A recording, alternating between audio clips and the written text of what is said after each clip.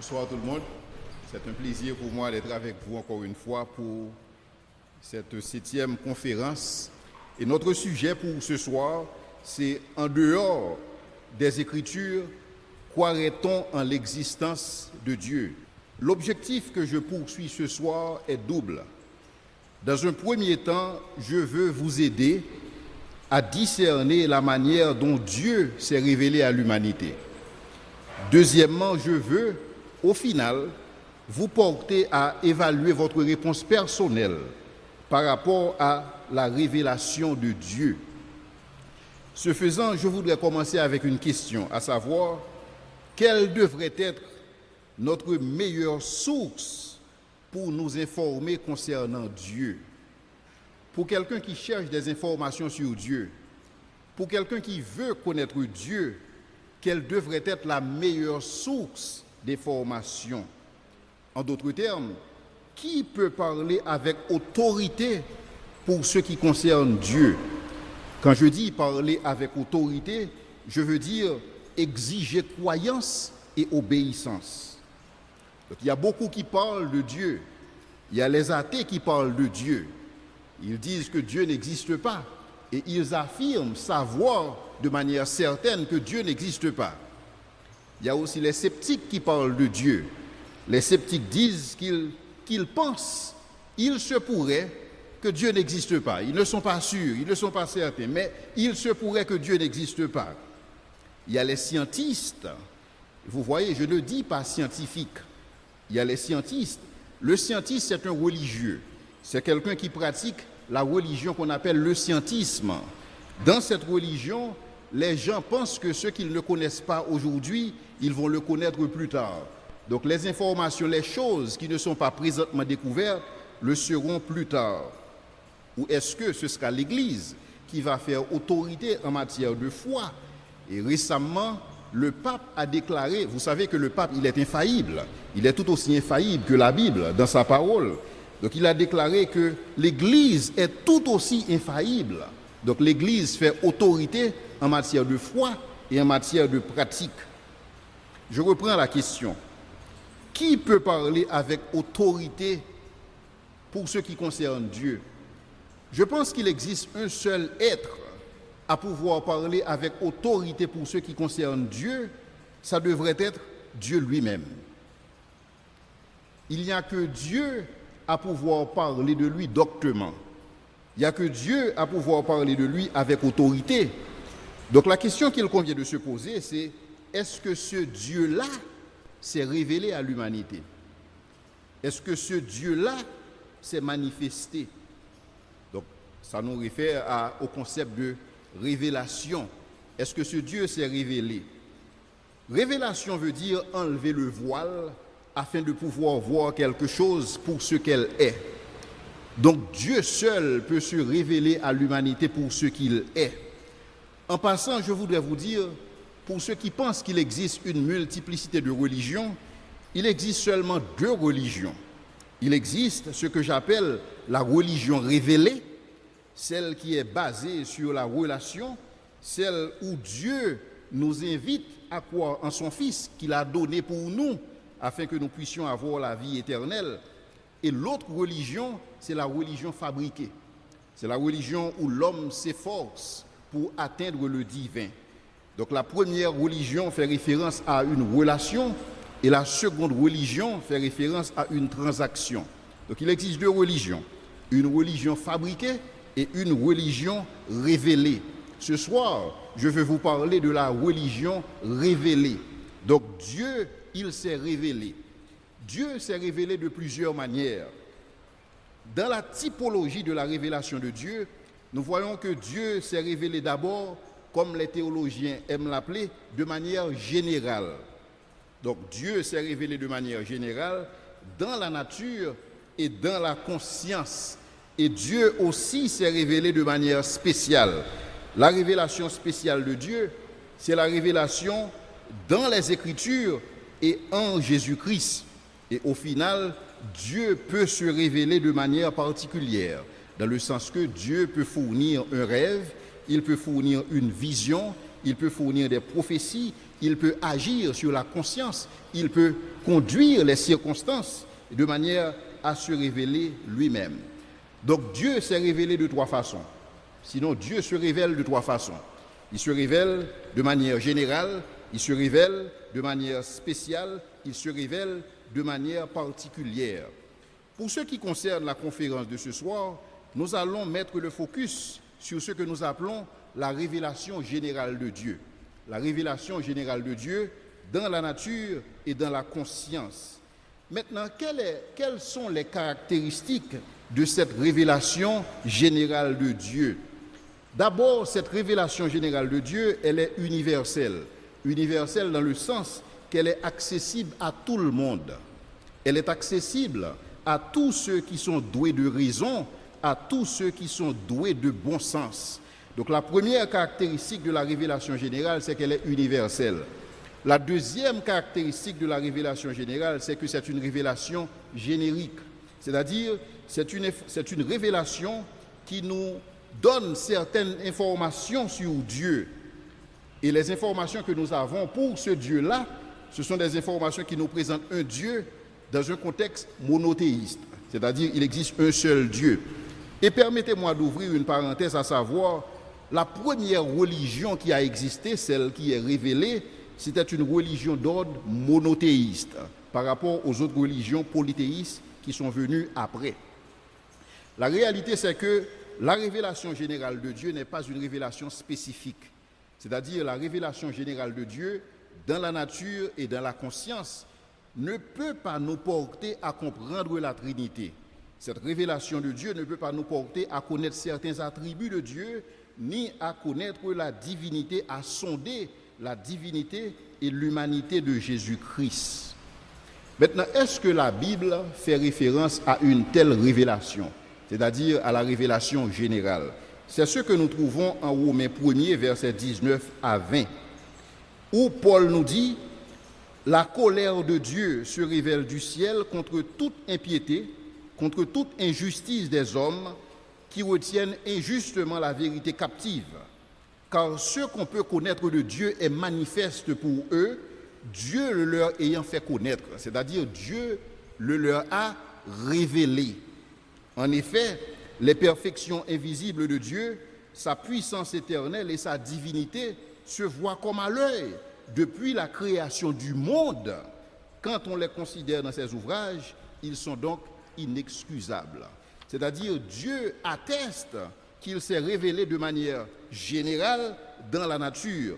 Non seulement Dieu s'est révélé d'une manière générale dans la nature, mais Dieu s'est aussi révélé d'une manière générale dans la conscience humaine. Et c'est ce que la Bible nous indique en Romains chapitre 2, les versets 14 à 16, où il est dit « Quand les païens qui n'ont point la loi font naturellement ce que prescrit la loi, ils sont eux-mêmes qui n'ont pas la loi, une loi pour eux-mêmes, ils montrent que l'œuvre de la loi est écrite dans leur cœur, leur conscience en rendant témoignage et leur pensée s'accusant ou se défendant tour à tour, c'est ce qui paraîtra au jour où, selon mon évangile, Dieu jugera par Jésus-Christ les actions secrètes des hommes. Donc ces deux versets nous présentent la révélation générale de Dieu dans la nature et dans la conscience. Maintenant, des philosophes se sont penchés sur cet aspect de la révélation de Dieu, à savoir la révélation générale, pour développer ce que nous appelons une théologie naturelle, c'est-à-dire une théologie qui présente des arguments en faveur de l'existence de Dieu sans nécessairement faire référence à la Bible, parce que dès qu'on parle de Bible, dès qu'on parle d'écriture, on se réfère à la révélation spéciale. Donc, ces philosophes se sont penchés sur cette révélation particulière, sur cette révélation générale, pour développer des arguments en faveur de l'existence de Dieu. Et ce sont ces arguments que je vais vous présenter ce soir en réponse à la question à savoir, en dehors des Écritures, croirait-on en l'existence de Dieu? Et donc ce soir, je vais vous présenter 4 arguments en faveur de l'existence de Dieu. Le premier argument sera l'argument cosmologique, en faveur de l'existence de Dieu. Donc déjà dans cosmologie, vous voyez cosmos, c'est-à-dire création. Donc c'est un argument qui est centré sur la création. Il y a aussi l'argument téléologique. Dans téléologique, nous voyons télos, du latin télos, qui veut dire but et qui veut dire dessein. Nous avons aussi l'argument axiologique en faveur de l'existence de Dieu. Dans axiologique, nous voyons axios, qui veut dire loi morale, qui veut dire jugement.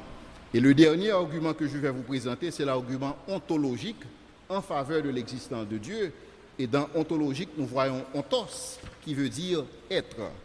Commençons par l'argument cosmologique en faveur de l'existence de Dieu. Cet argument commence avec ce principe de la science, le principe que nous appelons la loi de la causalité. Et nous aimons dire que les mêmes causes produisent les mêmes effets, et ceci dans les mêmes circonstances. Donc, ce principe de la causalité veut que toute chose limitée soit causée par quelque chose autre qu'elle-même. Toute chose limitée. Dans ce sens, l'univers, qui n'est pas une cause, mais qui se trouve être un effet, a besoin d'une cause pour son existence. Parce que si l'univers est un effet, et à tout effet, il faut une cause, donc l'univers a besoin d'une cause pour asseoir son existence. Donc l'univers a besoin d'une cause.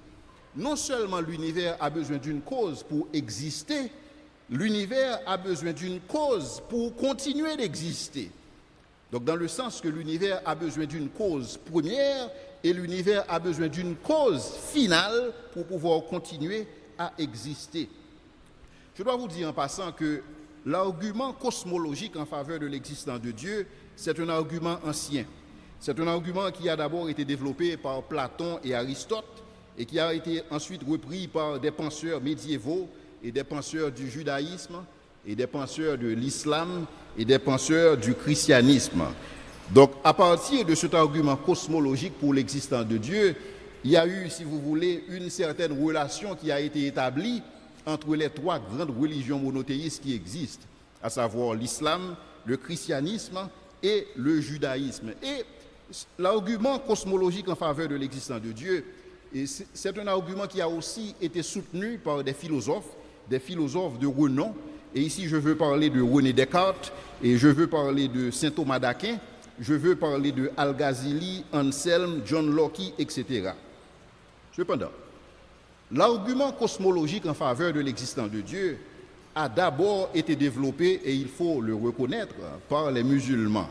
Et ça a été développé par un musulman du nom de Al-Ghazali, qui a d'abord formulé cet argument à l'université d'Alexandrie, et cet argument a été, disons, retravaillé plus tard par des philosophes juifs et ensuite par des philosophes chrétiens. Mais parlant d'argument, c'est quoi un argument? Un argument, c'est une déclaration. C'est une déclaration qui implique une ou des prémices et une conclusion. Et si les prémices sont valides, la conclusion doit nécessairement être vraie. C'est comme un syllogisme. Et c'est comme ce que nous avions l'habitude d'utiliser dans le temps pour dire que tout homme est mortel, Jean est un homme, alors Jean est mortel. Donc c'est l'idée d'un argument. Maintenant, l'argument qui avait été développé par Al-Ghazali à cette époque est formulé ainsi. Toute chose, premièrement, toute chose ayant un commencement doit avoir été causée par quelque chose. Prémisse numéro 1. Deuxièmement, l'univers a un commencement. Troisièmement, et en conclusion, l'univers fut causé par quelque chose. Et cette chose, entre parenthèses, était Dieu. Maintenant, comme je vous l'ai dit, pour que la conclusion soit vraie, il faut que les prémices soient valides. Donc ce que nous allons faire, nous allons considérer les deux prémices et pour voir dans quelle mesure ces deux prémices sont validées. Considérons maintenant la première prémisse, à savoir, toute chose ayant un commencement doit avoir été causée par quelque chose. Et là, je dois vous dire que c'est même pas la peine de prouver la validité de cette prémisse, parce que c'est une prémisse qui est ce qu'on appelle une vérité évidente. Évidente de par elle-même, parce que rien ne commence à exister de par lui-même. Ça, c'est une réalité. Même dans la magie, pour faire de la magie, il faut un magicien. Donc rien ne commence à exister de par lui-même. Il faut qu'il y ait un agent intermédiaire qui soit la cause de cet effet. Donc si quelque chose pouvait exister sans raison et sans explication, il faudrait que nous ayons la capacité d'observer cette réalité. Donc il faudrait au moment où nous sommes dans cette salle que nous voyons apparaître à l'existence un cheval par exemple. Mais nous savons que ces choses ne sont pas conformes à la réalité. Donc on ne peut pas s'attendre à de pareilles choses. Pourquoi? Parce que ce n'est pas conforme à l'expérience humaine et ce n'est pas conforme non plus à la science. Donc l'expérience humaine et la science confirment régulièrement que de telles choses ne se produisent pas.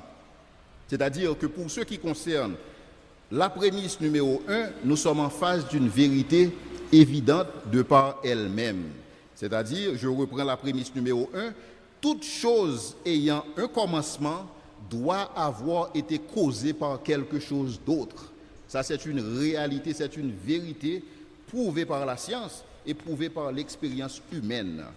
Considérons maintenant la réalité pour ce qui concerne l'univers, à savoir, est-ce que l'univers a eu un commencement? Et donc, toute la question est là.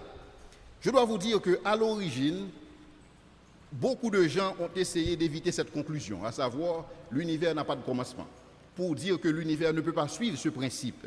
Et c'est ainsi que nous retrouvons les bouddhistes. Les bouddhistes ont toujours affirmé que l'univers est éternel. Donc l'univers est ce qui est, l'univers est ce qui a été, l'univers est ce qui sera. Et cette pensée des bouddhistes a été reprise aussi par les athées. Les athées n'ont aucun problème avec les bouddhistes. Et je dois vous dire en passant que l'athéisme est aussi une religion. C'est une religion en soi. C'est une religion sans Dieu, mais c'est une religion. Et aussi par les scientistes, par opposition aux scientifiques, ils ont repris l'idée que l'univers est éternel et parce que l'univers est éternel, l'univers ne devrait pas avoir de cause. Et là, je dois vous dire que certains scientistes ont évoqué ce qu'ils appellent la théorie de l'état constant. Selon cette théorie de l'état constant, c'est que l'univers produit de manière continuelle des atomes d'hydrogène à partir de rien. Ceci dit, l'univers peut se perpétuer. Cependant, la réalité, c'est que la théorie de l'état constant, c'est une théorie qui a été rejetée. Rejetée pourquoi? Justement à cause des avancées scientifiques. Maintenant, sur la base de ces avancées scientifiques, nous allons considérer la prémisse numéro 2, à savoir, est-ce que l'univers a commencé à exister? Maintenant, pour répondre à cette question, je dois vous dire qu'effectivement, l'univers a commencé à exister, et ceci, nous avons des évidences scientifiques, et nous avons aussi certaines raisons logiques pour dire effectivement que l'univers a commencé à exister. La première théorie que nous mettons en avant, c'est la théorie du Big Bang. La théorie du Big Bang, c'est une théorie qui a été formulée sur la base d'un écho de radiation qui est observable au niveau de l'univers. Et cet écho de radiation s'apparente à une forte concentration de chaleur où certains scientifiques disent que c'est sur la base d'une explosion qui a eu lieu des milliards d'années et donc nous retrouvons cette mémoire au sein de l'univers à partir de ce qu'ils appellent un écho de radiation. Deuxièmement, alors le Big Bang stipule que l'univers a un commencement. Donc il y a eu une explosion telle que c'est annoncé, telle que c'est indiqué par certains hommes de science à partir de leurs recherches. Il y a eu une explosion qui a eu lieu, je ne peux pas dire dans l'univers parce que l'univers n'existait pas. Il y a eu une explosion qui a eu lieu dans un moment logique donné et à ce moment logique donné, 4 choses sont venues à l'existence, à savoir le temps, l'espace, l'énergie et la matière. Donc pour eux, à partir de ce Big Bang, nous avons ces réalités-là. Deuxièmement, il y a la seconde loi thermodynamique. La seconde loi thermodynamique nous dit que l'univers utilise une source d'énergie qui est épuisable. Et on constate que cette énergie s'épuise sur la base du principe qu'on appelle le principe de l'entropie, où s'il n'a pas une effusion d'énergie qui se fait dans un espace fermé, dans un système fermé, tout tend à se dégénérer, y compris l'univers. Donc sur la base de la seconde loi thermodynamique, Les scientifiques ont conclu effectivement que l'univers a un commencement. Parce que si l'énergie utilisable dont utilise l'univers, si cette énergie s'épuise, ou du moins si cette source d'énergie s'épuise, ça veut dire que l'univers ne pourrait pas être éternel. Parce que si l'univers était éternel, la source d'énergie n'aurait pas à s'épuiser. Donc, sur la base de la seconde loi thermodynamique, on dit que l'univers a un commencement. Maintenant, la troisième évidence scientifique qui veut que l'univers a un commencement, c'est une découverte qui a été faite par deux scientifiques, à savoir Friedman et Lemaître, et qui ont considéré que l'univers est en expansion. En expansion dans le sens qu'ils constatent, quand ils mesurent la distance entre les étoiles, la distance entre les galaxies, ils constatent que c'est une distance qui s'élargit de plus en plus. Dans ce contexte, l'univers est en expansion. Si l'univers est en expansion, en inversant cette équation, ils se sont dit qu'il se pourrait que l'univers s'était retrouvé à un certain moment logique de la durée où ils appellent ce qu'ils appellent une singularité. Et c'est à partir de cette singularité que le Big Bang s'est produit et que l'univers a continué à s'étendre. Maintenant, les scientifiques prennent le contrepoids, si vous voulez, de ce que disent les bouddhistes, de ce que disent les athées et de ce que disent les scientistes, les religieux de la science. À savoir, l'univers a effectivement un commencement. Non seulement il existe des évidences scientifiques qui prouvent que l'univers a effectivement commencé selon ce que dit la Bible, parce que la Bible dit « Au commencement, Dieu créa les cieux et la terre ». L'expression que nous voyons en Genèse 1er, à savoir les cieux et la terre, c'est une expression hébreu qui veut dire le firmament. Donc dès que vous lisez Genèse 1er, verset 1er, vous lisez la création de l'univers. Quand vous rentrez dans Genèse 1er, verset 2, maintenant vous rentrez dans ce qui concerne la création de la terre. Donc j'espère que vous pouvez faire la différence. Genèse 1er, verset 1er, au commencement, Dieu créa les cieux et la terre. Les cieux et la terre représentent le firmament, c'est-à-dire l'univers visible et invisible, tout ce qui existe. Et Genèse 1er, verset 2, nous rentrons dans les spécificités et pour ce qui concerne la planète Terre. Mais il existe aussi des raisons philosophiques et pour lesquelles nous croyons que l'univers ne peut pas être éternel. Parce que si l'univers est éternel, cela veut dire que l'univers est aussi infini. Mais si l'univers est infini, la question qu'il convient de se poser, comment sommes-nous parvenus à aujourd'hui? Parce que là, c'est une question qu'il convient de se poser. C'est comme laissez-moi vous présenter une illustration. C'est comme si j'ai une bibliothèque où je dispose d'un nombre infini de livres dans la bibliothèque et que je décide d'enlever un livre de cette bibliothèque-là. Si j'enlève un livre d'une bibliothèque qui est infinie, il me reste combien de livres? Il me reste un nombre infini de livres. N'est-ce pas? Donc ceci dit que si l'univers est infini, il n'y a absolument aucun moyen pour nous de parvenir à aujourd'hui. Aujourd'hui n'existerait pas, tout ce qui existerait serait infini, tout bonnement. Donc il existe des raisons tout à fait logiques, tout à fait philosophiques pour admettre le fait que l'univers ne peut pas être considéré comme éternel. Pourquoi? Parce qu'il est impossible de traverser l'infini pour atteindre le présent. Carrément impossible. C'est une absurdité. Et de ce fait, le jour présent ne pourrait jamais exister parce que tout simplement cela relève de l'absurdité. Maintenant, à partir de l'argument cosmologique que je vous ai présenté, nous pouvons admettre la conclusion est irréfutable, et je reprends l'argument. Tout ce qui commence à exister a besoin d'une cause en dehors d'elle-même. Puisque l'univers est une entité qui a commencé à exister, et donc il faut à l'univers une cause. Donc l'argument cosmologique en faveur de l'existence de Dieu se présentait. C'est un argument relativement simple. Tout ce qui commence à exister a besoin d'une cause pour son existence. Puisque l'univers a commencé à exister, et donc l'univers a aussi besoin d'une cause pour son existence. C'est un argument relativement simple. Un enfant de 6 ans peut comprendre cet argument. Maintenant, la question qu'il convient de se poser, c'est quelle est la nature de cette cause? Quelle est la nature de cette cause? Est-ce que cette cause, c'est une force dans l'univers? Est-ce que cette cause est d'origine extraterrestre? Quelle est la nature de cette cause? Quelles sont les caractéristiques de cette cause-là?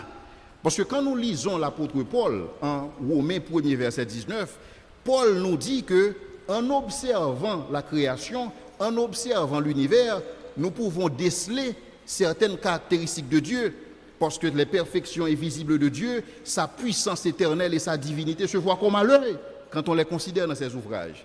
Donc ceci dit, l'observation de l'univers, l'observation du cosmos devrait nous dire quelle est la nature de cette cause-là. Maintenant, la nature de cette cause, dans la mesure où cette cause est responsable du temps et de l'espace, parce qu'avant l'univers, il n'y avait pas de temps, il n'y avait pas d'espace, et donc cette cause doit nécessairement être une cause transcendante. Donc la cause doit être transcendante parce que la cause est justement au-dessus et au-delà de l'univers. Cette cause ne correspond pas à l'espace, parce qu'avant l'univers, il n'y avait pas d'espace, parce que n'oubliez pas le principe. Avec l'avènement de l'univers, 4 choses sont créées en même temps. Le temps, la matière, l'énergie et l'espace. Donc si il existe une cause pour la venue à l'existence de l'univers, cette cause doit être en dehors du temps.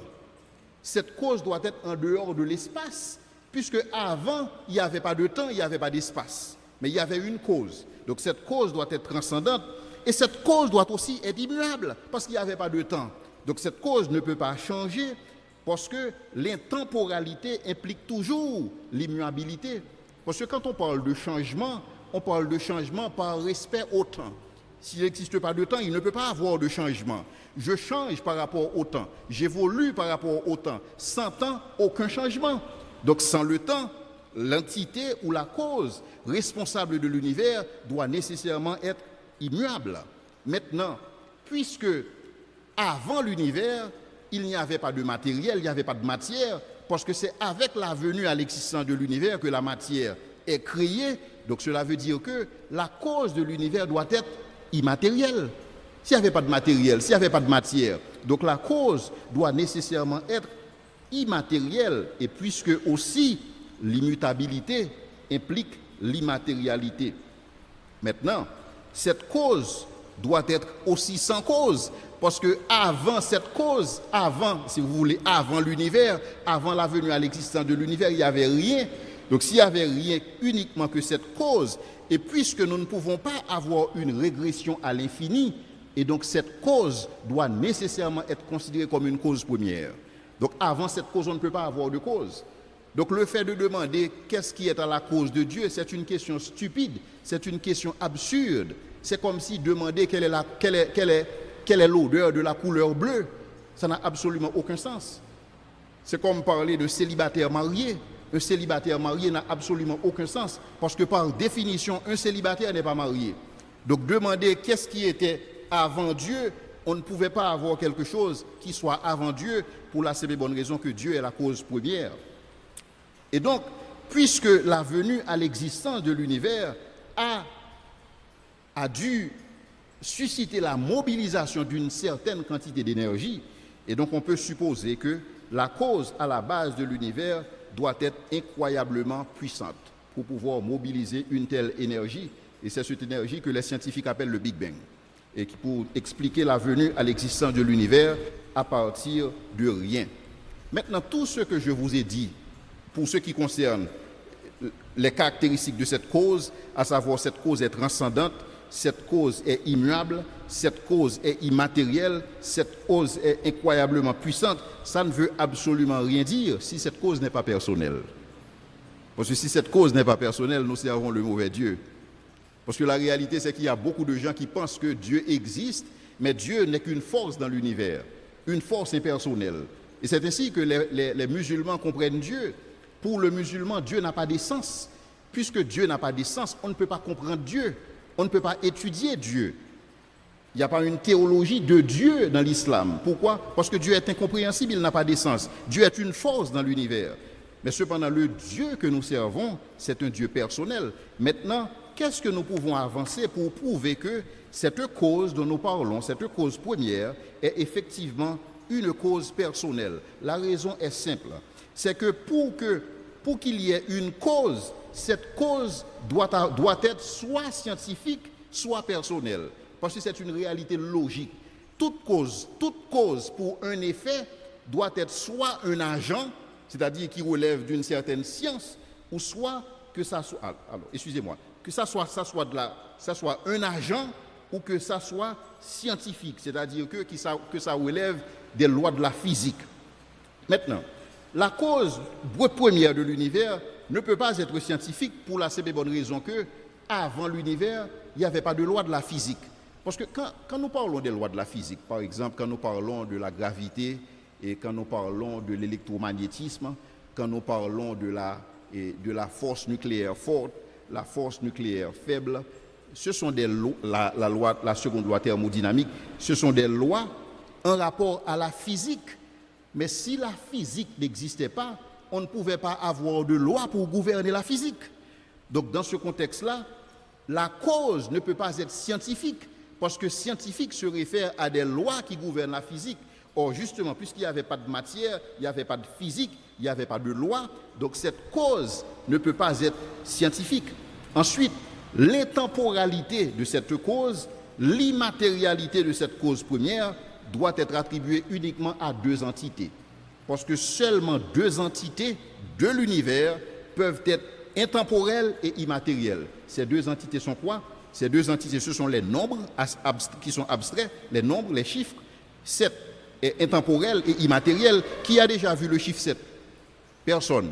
Le chiffre 7, c'est une convention que nous disons, nous l'appelons par convention 7, parce que 7, c'est tout simplement une entité abstraite.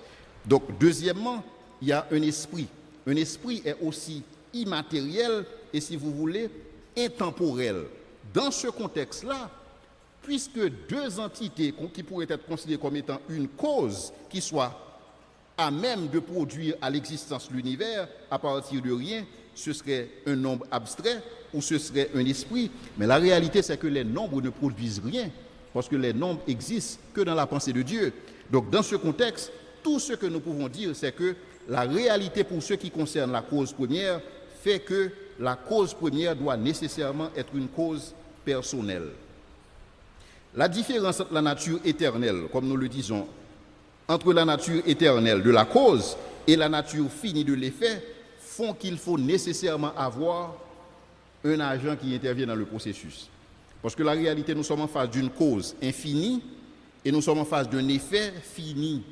S'il existe un effet fini et une cause infinie, cet effet, alors cette cause par définition doit être intelligente. C'est comme si je prends un téléphone par exemple. Je vais dire qu'un téléphone, je vais l'appeler un smartphone. Pour avoir un smartphone, il faut qu'il y ait quelqu'un qui soit smart pour créer ce téléphone.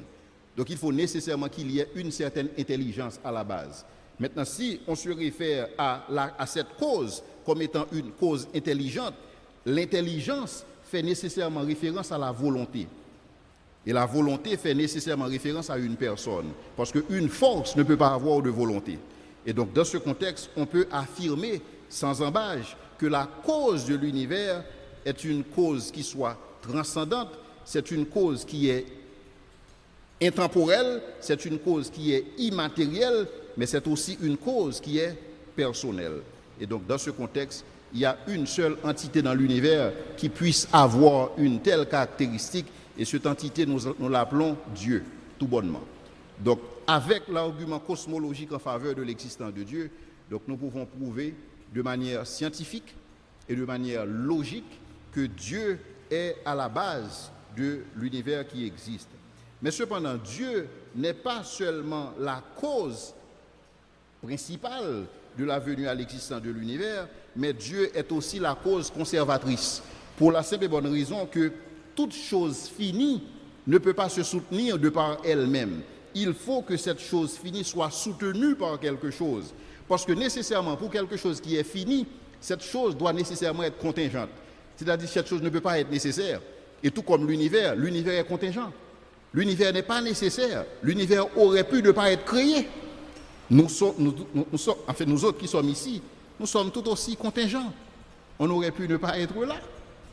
Mais cependant, nous sommes là nous ne sommes pas là par nécessité parce que nous ne sommes pas une cause première. Mais cependant, la cause première doit nécessairement être là par nécessité parce que uniquement la cause première doit aussi être la cause conservatrice pour soutenir toute chose. Donc, dans ce contexte, par rapport à cet argument, on peut admettre le fait que Dieu, il est à l'origine de l'univers et ce sont des arguments qui prouvent effectivement que Dieu existe en dehors de la Bible. C'est-à-dire, même si nous n'avions pas la Bible, à faire ce que Paul nous demande de faire, à considérer l'univers. À partir de l'univers, nous pouvons constater l'empreinte de Dieu. Et comme Paul nous dit, les perfections invisibles de Dieu, sa puissance éternelle et sa divinité se voient comme à l'œil. Donc pour Paul, le fait d'observer l'univers, l'observation de l'univers doit nécessairement nous conduire à conclure que Dieu existe. Et c'est la même chose pour David. Quand je contemple les cieux, ouvrage de tes mains, qu'est-ce que l'homme ? Donc ça doit nécessairement nous porter à comprendre Dieu. Et comme disait David dans un autre verset, les cieux racontent la gloire de Dieu et l'étendue et manifestent et l'œuvre de ses mains. Il n'y a pas que l'argument cosmologique en faveur de l'existence de Dieu et dans ce décor, dans la théologie naturelle, il y a aussi l'argument téléologique en faveur de l'existence de Dieu. N'oubliez pas, quand je parle d'argument téléologique, dans téléologique, nous voyons télos, qui vient du latin télos, qui veut dire but et qui veut dire dessein. Et là, ce sont des arguments qui ont été développés dans l'Antiquité par Platon et Aristote, et pour prouver que l'homme, en considérant son télos, en considérant le but, en considérant la finalité de toute chose qui existe dans l'univers, cela devrait porter l'homme à croire au divin. Et donc c'est ainsi que Platon et Aristote ont développé un argument en faveur de l'existence d'une divinité, pas nécessairement de Dieu, d'une divinité tout simplement à cause de l'existence de l'âme. Donc ils ont considéré l'âme humaine et ils ont dit que puisque toute âme implique nécessairement une volonté, une intelligence et des émotions, et ça n'a rien à voir avec la physique, donc il faut qu'il existe quelque part un monde surnaturel, il faut qu'il existe une force surnaturelle qui serait à la base de cette chose, et ce serait Dieu qui en serait l'auteur. Ensuite, ils ont considéré le fait qu'il existe un certain ordre dans l'univers. Donc il se trouve que là où il existe un certain ordre, il faut nécessairement qu'il y ait quelqu'un qui soit à la base de cette chose-là, qui soit à la base de cet ordre-là. Et ça rejoint aussi ce que disait David, quand je contemple les cieux et ouvrage de tes mains, c'est comme si David, en contemplant les étoiles, en voyant l'ordre qui existe dans les galaxies, donc c'est tout à fait normal pour David d'arriver à la conclusion que Dieu existe. Mais il y a aussi saint Thomas d'Aquin qui, lui, en observant ce qui se passe dans l'univers, il a constaté que tout tend vers un but, tout ce qui existe dans l'univers. C'est comme s'il n'y a absolument rien qui existe de manière, qui existe par hasard et qui ne tende pas vers un but. Et il dit, même en absence de toute conscience des diverses opérations, tout semble avoir une cause initiale, mais aussi une cause finale. C'est comme un arbre. Vous voyez un arbre, vous voyez un manguier, par exemple. Le manguier n'a absolument... Et le manguier se retrouve dans l'obligation à produire des mangues, parce que c'est son télos, c'est sa finalité. Donc c'est comme si le manguier subit ce que Aristote appelle une force d'attraction. En vertu de cette force d'attraction, le manguier est obligé de produire des mangues. Il ne peut pas produire un autre fruit, il ne peut pas produire des avocats, parce que ce n'est pas son télos. Donc quand il constate le fait qu'il existe des entités physiques, des entités finies, qui subissent une force d'attraction, donc il conclut ainsi. Aucun élément dépourvu de conscience ne peut subir de force d'attraction qui ne soit régentée par un être doté de conscience et d'intelligence. C'est comme pour l'exemple que je disais tout à l'heure. Dès que vous voyez un smartphone, vous pensez que le concepteur de ce téléphone doit nécessairement être smart. C'est une réalité. Quand vous voyez une architecture quelque part, vous devez nécessairement faire référence à un architecte, parce que c'est tout simplement logique. Donc il faut donc que tout dans la nature soit dirigé par une intelligence vers sa finalité. Et c'est cette intelligence supérieure que nous appelons Dieu dans notre langage. Maintenant, un autre argument, toujours dans le contexte de l'argument du dessein ou de l'argument téléologique, c'est l'argument qui vient de William Paley. Lui, il présente son argument ainsi. Pour lui, l'idée d'un principe d'ordre dénué de toute intelligence n'a guère de sens. Donc pour lui, dès que vous voyez un certain ordre, il faut nécessairement qu'il y ait une intelligence derrière cet ordre-là. Pourquoi? Parce que selon la seconde loi thermodynamique, tout tend vers le chaos, tout tend vers le désordre. La même chose pour cet espace. Si cet espace n'est pas entretenu, donc cet espace va tomber en désuétude. C'est une réalité. Quand on entretient un bâtiment, c'est comme si on fait une infusion d'énergie pour éviter que le principe de l'entropie ne gagne pas l'espace. C'est la même chose pour notre corps physique. Si on ne fait pas d'exercice, on sera rapidement gagné par l'entropie. Donc ça, c'est une réalité. Donc pour William Paley, l'idée d'un principe d'ordre dénué de toute intelligence n'a absolument aucun sens. Donc si nous voyons un certain ordre qui existe dans l'univers, il faut nécessairement que derrière cet ordre, qu'il y ait une intelligence. Et là, il va présenter un exemple remarquable à partir de la montre qu'il va considérer. Et c'est ainsi qu'on présente, à chaque fois qu'on présente l'argument téléologique, on fait toujours référence à William Paley, et pour cet argument, en utilisant la montre. Écoutez bien, la montre implique toujours un horloger. Dès que vous voyez une montre, c'est normal de penser à un horloger. Et dans une montre, qu'est-ce que vous voyez? Il parle de rouages en cuivre. Les rouages sont en cuivre pour les empêcher de se rouiller. Le ressort est en acier pour sa flexibilité. La partie extérieure couverte de verre pour voir l'heure sans le boîtier. Et donc vous voyez un ensemble d'appareillages qui présentent une certaine intelligence derrière la montre, et ceci nécessairement doit faire référence à un concepteur. Donc l'argument téléologique en faveur de l'existence de Dieu se présente ainsi. Et comme j'ai présenté l'argument cosmologique et sous la forme de deux prémices et une conclusion, je vais présenter l'argument téléologique de la même manière. Deux prémices et une conclusion. Premièrement, tout dessin ou tout design implique un concepteur ou un designer. Dès que vous voyez une architecture quelque part, vous devez penser à un architecte. C'est normal. Prémisse numéro 1. Prémisse numéro 2. Or, il y a un grand dessin dans l'univers. Il suffit de regarder les astres. Il suffit de regarder les galaxies pour comprendre l'ordre qui existe au sein de l'univers. Et c'est cet ordre que les scientifiques appellent le fine-tuning, le calibrage de l'univers. Quand on considère la distance entre les astres, quand on considère le nombre d'étoiles. Et récemment, j'écoutais un scientifique qui disait que le nombre d'étoiles n'est pas, si vous voulez, réalisé par hasard. Le nombre d'étoiles correspond exactement à ce qui permet à la vie d'être possible sur la Terre. C'est extraordinaire quand nous étudions ces choses. Parce que nous voyons ce calibrage qui existe dans l'univers, c'est aussi une preuve en faveur de l'existence de Dieu. Et donc, prémisse numéro 1, tout dessin implique un concepteur. Prémisse numéro 2, il y a un grand dessin dans l'univers que tout le monde peut observer. En conclusion, il doit exister un grand concepteur dans l'univers. C'est un argument très simple. Et cette complexité est aussi présentée au niveau de l'ADN de l'homme. Parce que dans une cellule d'ADN, ce qu'on retrouve, on retrouve de l'information.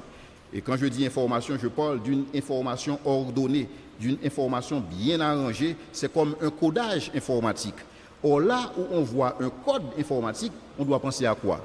On pense à un programmeur. S'il y a un programme, il faut un programmeur. Donc si je constate que dans l'ADN de l'homme, il existe des informations, il doit nécessairement avoir quelqu'un qui a inséré cette information. C'est comme si je dis que j'observe, je vois une encyclopédie et je conclus que cette encyclopédie résulte du fait qu'il y a eu une explosion dans une imprimerie et ça a donné naissance à une encyclopédie.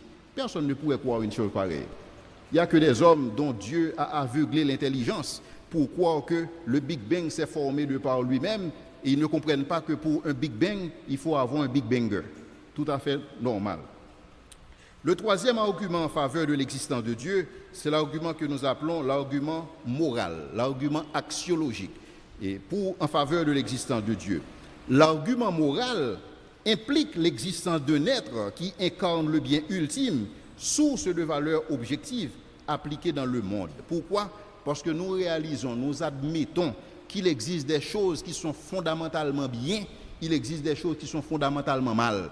Et nous n'avons pas à faire un effort pour cela. Nous savons que le viol, indépendamment de la société, le viol est condamnable.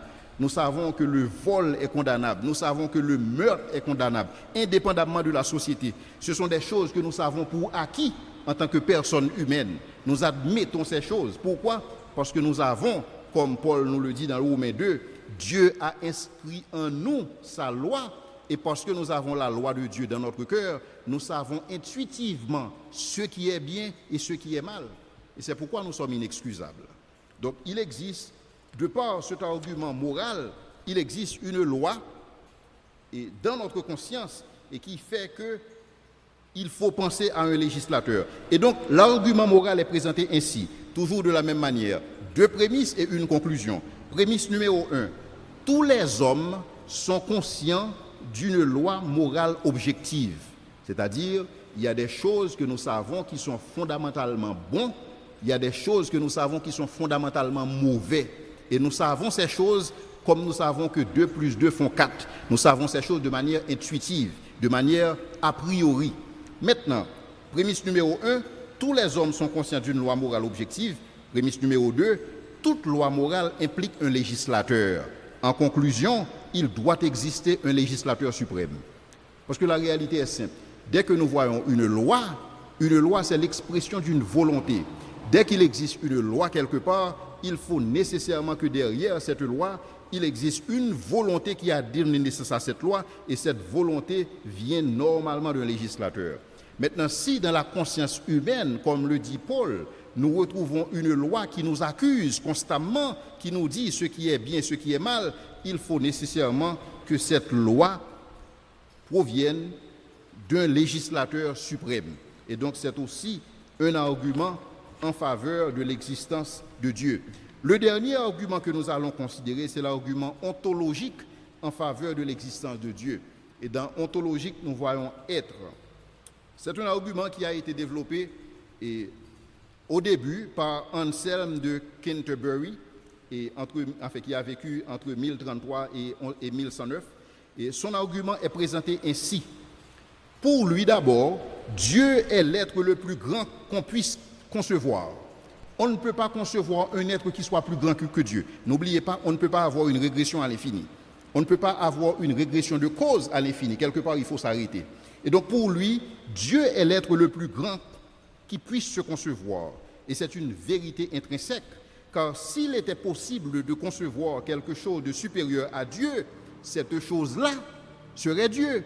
Et donc lui, il présente son argument ainsi. 2 prémices, une conclusion. Toute perfection est attribuable à l'être le plus parfait possible qui puisse se concevoir. Autrement, il ne serait pas l'être le plus parfait possible. C'est comme si je peux voir quelqu'un qui excelle dans ce qu'il fait. Il est excellent. Certainement, je vais trouver quelqu'un de plus excellent. Je peux trouver quelqu'un encore plus excellent que celui-là.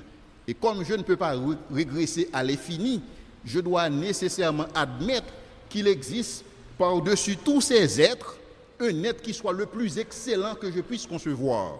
Et donc, dans ce contexte, puisqu'il ne peut pas avoir un être qui soit plus excellent que cet être-là, et donc Dieu existe de par l'argument ontologique. Deuxièmement, l'existence nécessaire est un état de perfection qui ne puisse s'attribuer qu'à l'être le plus puissant, le plus parfait qui soit.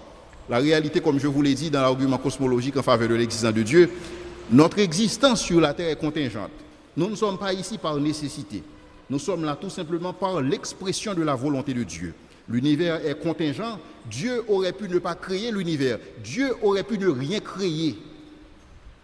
Et Dieu resterait toujours l'être le plus épanoui qui soit. Pourquoi ? Parce que Dieu est une communauté. Dieu est une trinité. C'est 3 personnes. Le Père aime le Fils aime le Père aime le Saint-Esprit aime le Père. Donc nous avons une communauté d'amour. Donc Dieu n'avait pas besoin de créer l'univers pour s'épanouir, il était déjà épanoui. Et comme j'aime le dire, c'est toute la beauté du christianisme. Un Dieu qui n'a pas besoin de nous, mais qui néanmoins nous cherche, jusqu'à donner sa vie pour nous. On ne trouve cette histoire que dans le christianisme. Et c'est pourquoi, au début, j'ai présenté le christianisme comme étant la seule religion révélée qui existe, par opposition aux autres religions qui ne sont que des religions fabriquées. Donc il existe 2 religions.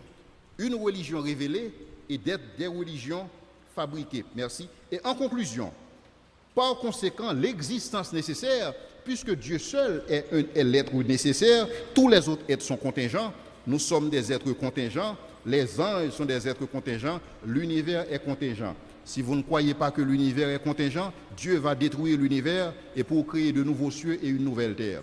Si l'univers était nécessaire, l'univers n'aurait pas besoin d'être détruit. Mais puisque c'est une contingence de Dieu, de la part de Dieu, donc il est tout à fait normal que Dieu puisse décider de mettre un terme à l'univers quand il le souhaite. Donc quand on considère l'argument cosmologique et l'argument axiologique en faveur de l'existence de Dieu, nous voyons ces arguments présentés, si vous voulez, de manière claire et nette, et dans les textes de la Bible, à savoir Romains 1er, verset 19-20, et Romains 2, verset 14-16, que je vais lire tout simplement pour placer ces arguments dans leur contexte. Effectivement, nous sommes en phase d'arguments logiques, nous sommes en phase d'arguments philosophiques pour prouver l'existence de Dieu, mais ce sont des arguments qui sont, si vous voulez, enracinés dans les Écritures, à savoir Romains 1er 19-20, car ce qu'on peut connaître de Dieu, c'est comme si Paul est en train de nous parler de l'argument cosmologique en faveur de l'existence de Dieu, car ce qu'on peut connaître de Dieu est manifeste pour eux, Dieu le leur ayant fait connaître. En effet, les perfections invisibles de Dieu, sa puissance éternelle et sa divinité se voient comme à l'œil quand on les considère dans ses ouvrages depuis la création du monde. Ils sont donc inexcusables. Maintenant, le deuxième argument que Paul présente, c'est l'argument axiologique en faveur de l'existence de Dieu, c'est-à-dire l'argument moral en faveur de l'existence de Dieu. Il montre que l'œuvre de la loi est écrite dans leur cœur, leur conscience en rendant témoignage et leur pensée s'accusant ou se défendant tour à tour. C'est ce qui paraîtra, selon mon évangile, où Dieu jugera par Jésus-Christ les actions secrètes des hommes. Et donc nous avons ce que nous appelons une théologie naturelle en faveur de l'existence de Dieu. Tout ceci pour dire, on pouvait ne pas avoir les Écritures et croire dans l'existence d'un Dieu monothéiste, croire dans l'existence d'un Dieu seul, l'existence d'un Dieu créateur de l'univers. Donc nous ne croyons pas, et j'aime le dire, nous ne croyons pas en Jésus-Christ parce que la Bible parle de Jésus-Christ. Au contraire, nous croyons en la Bible parce que Jésus-Christ en parle. Même s'il n'y avait pas la Bible, il y aurait d'autres écrits qui parleraient de Jésus-Christ. Il y aurait d'autres moyens pour nous de connaître Dieu. Parce que Dieu, justement, il s'est révélé. Il s'est révélé de deux façons. Il s'est révélé dans ce que nous appelons la révélation générale. Il s'est révélé dans ce que nous appelons la révélation spéciale. La révélation spéciale de Dieu. Et cette révélation spéciale, nous l'avons dans la parole vivante et dans la parole écrite. Maintenant, quelle est notre réalité par rapport à cette révélation générale de Dieu? Et je voudrais conclure ainsi. Premièrement, je concède qu'il est difficile de rater l'existence de Dieu sur la base de la révélation générale. C'est-à-dire, même si nous n'avions pas d'écriture, on aurait quand même conclu que Dieu existe sur la base de la révélation générale, sur la base de l'argument cosmologique en faveur de l'existence de Dieu, sur la base de l'argument téléologique en faveur de l'existence de Dieu, sur la base de l'argument axiologique en faveur de l'existence de Dieu, et sur la base de l'argument ontologique en faveur de l'existence de Dieu. Et donc personne ne va en enfer parce qu'il est né dans une culture qui ne connaît pas le Christ. Parce que nous avons accès quand même à la révélation générale et qui présente Dieu. Il est vrai que la révélation générale a ses limites, dans le sens que nous n'apprenons pas la rédemption sur la base de la révélation générale, mais quelqu'un qui répond positivement à la révélation générale, cette personne sera l'objet de la part de Dieu d'une révélation spéciale en Jésus-Christ. Et c'est un thème que nous allons traiter dans l'une de nos conférences ici. Donc chacun est responsable devant Dieu pour la révélation générale de Dieu dans la création et dans la conscience. Et c'est pourquoi Paul dit que nous sommes inexcusables. Et quand Paul est en train de parler, Paul parle des gens qui peuvent observer la création et comprendre ce qui se passe et arriver à la conclusion que Dieu existe. C'est pourquoi Paul dit que ceux qui observent l'univers et qui n'arrivent pas à déceler l'empreinte de Dieu dans l'univers, c'est parce qu'ils sont en train d'étouffer la vérité. Et par conséquent, ils sont inexcusables. Et donc, Dieu est amour et il est aussi juste pour apprécier la réponse de chacun. Peu accèdent, et ça, je suis d'accord, peu accèdent au salut de cette manière, c'est-à-dire sur la base de la révélation générale. Cependant, la majorité suit leur penchant naturel en raison du péché. Donc, ceux qui rejettent Dieu, c'est-à-dire le Créateur, rejettent le Christ et vice-versa. Ceux qui cherchent Dieu le trouvent, et parfois suite à une révélation particulière, en réponse à leur réaction et par rapport à la révélation générale. Donc tout ceci pour conclure que même si on n'avait pas les Écritures, on aurait quand même conclu qu'il existe dans l'univers un créateur qui est intemporel, c'est-à-dire qui est immuable, un créateur qui est immatériel, un créateur qui est aussi puissant et personnel. Donc nous aurions cru dans le Dieu chrétien. Donc nous aurions cru dans le Dieu que nous servons. Merci beaucoup. Si vous avez des questions, et je suis prêt pour les recevoir. Merci.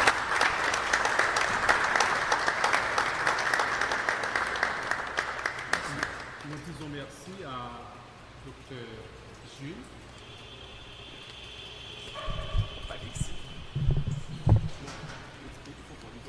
Donc, comme d'habitude, on va prendre les questions par série de 3. Nous disons merci à Dr. Jules pour cette 8e série de conférences, des preuves scientifiques à l'existence de Dieu et en dehors même de la Bible. Alors, juste avant de prendre les questions de vous qui êtes ici, nous disons à nos auditeurs, dans le cas où vous avez des questions, n'hésitez pas à nous en faire parvenir par WhatsApp au numéro 509 37 10 74 74. Nous reprenons le numéro 509 710 74 74.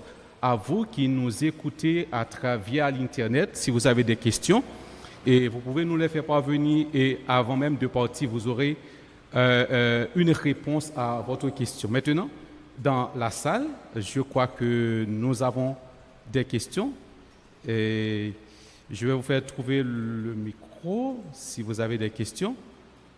Je vois il y a des gens qui hésitent à lever la main pour solliciter la parole et pour poser la question. Mais toutes les questions sont bonnes. Certaines fois, il y a des réponses inappropriées.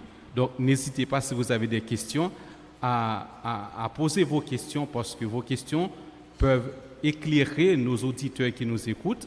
Donc, elles seront bienvenues ou très utiles. Docteur? Comment? Bon, donc là, si je reprends un peu ce que nous avions vu, alors l'objectif de cette conférence, c'était de prouver que même en l'absence des Écritures, et on aurait cru en l'existence de Dieu. Donc il y a certains qui pensent que nous croyons en Dieu parce que tout simplement nous avons subi une certaine influence européenne.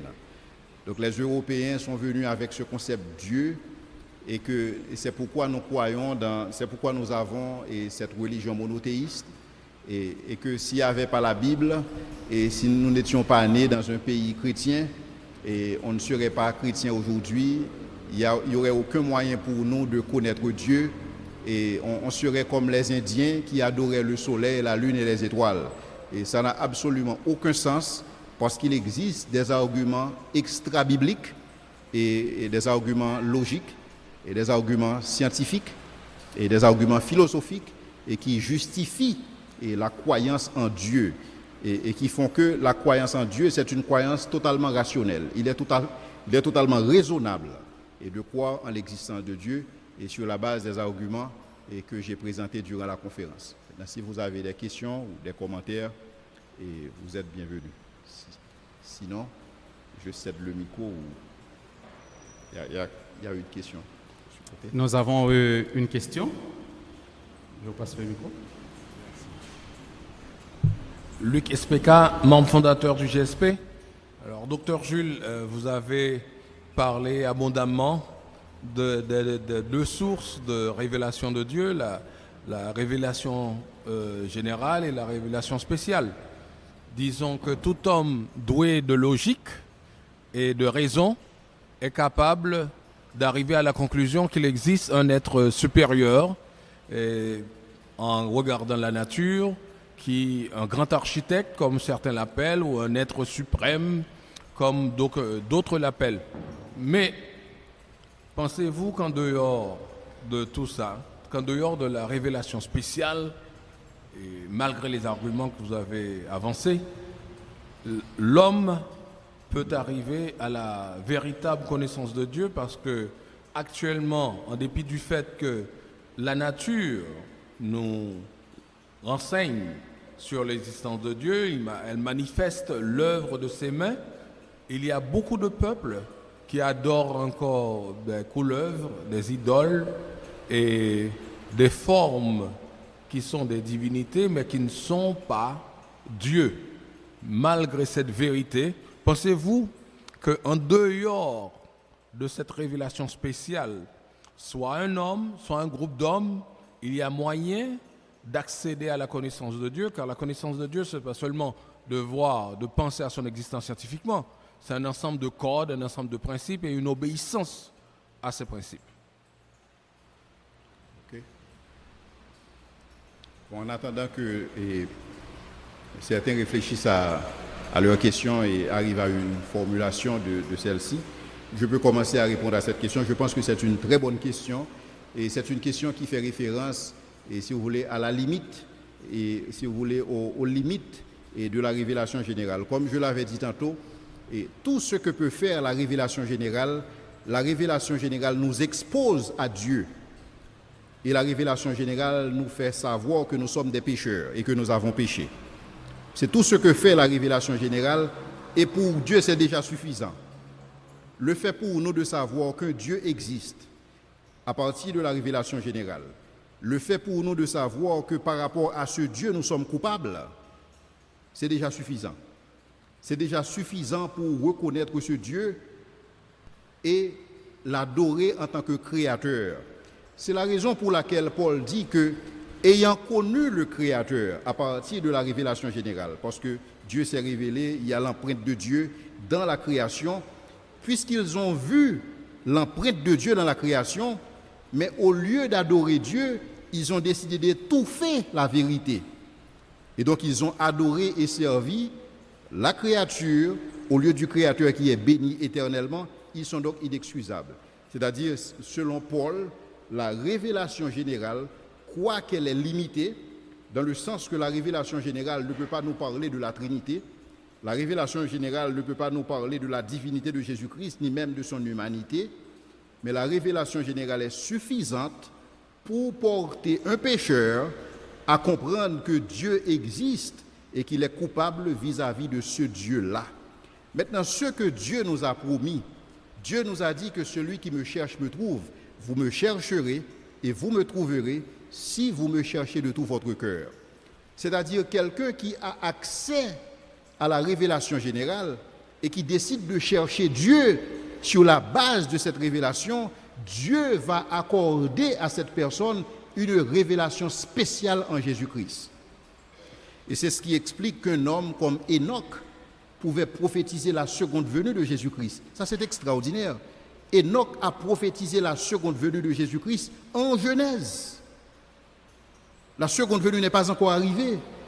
Jude, en écrivant aux chrétiens, il cite Enoch qui annonce la seconde venue de Jésus-Christ. Maintenant, la question qu'il convient de se poser, comment Enoch a-t-il fait pour avoir cette connaissance spéciale?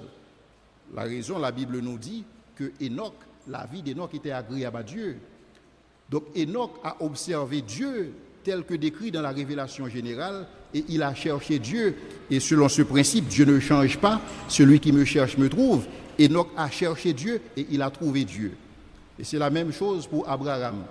Jésus nous parle d'Abraham. Jésus dit que Abraham a vu mon jour et il s'est réjoui. Donc Jésus-Christ n'était pas encore là.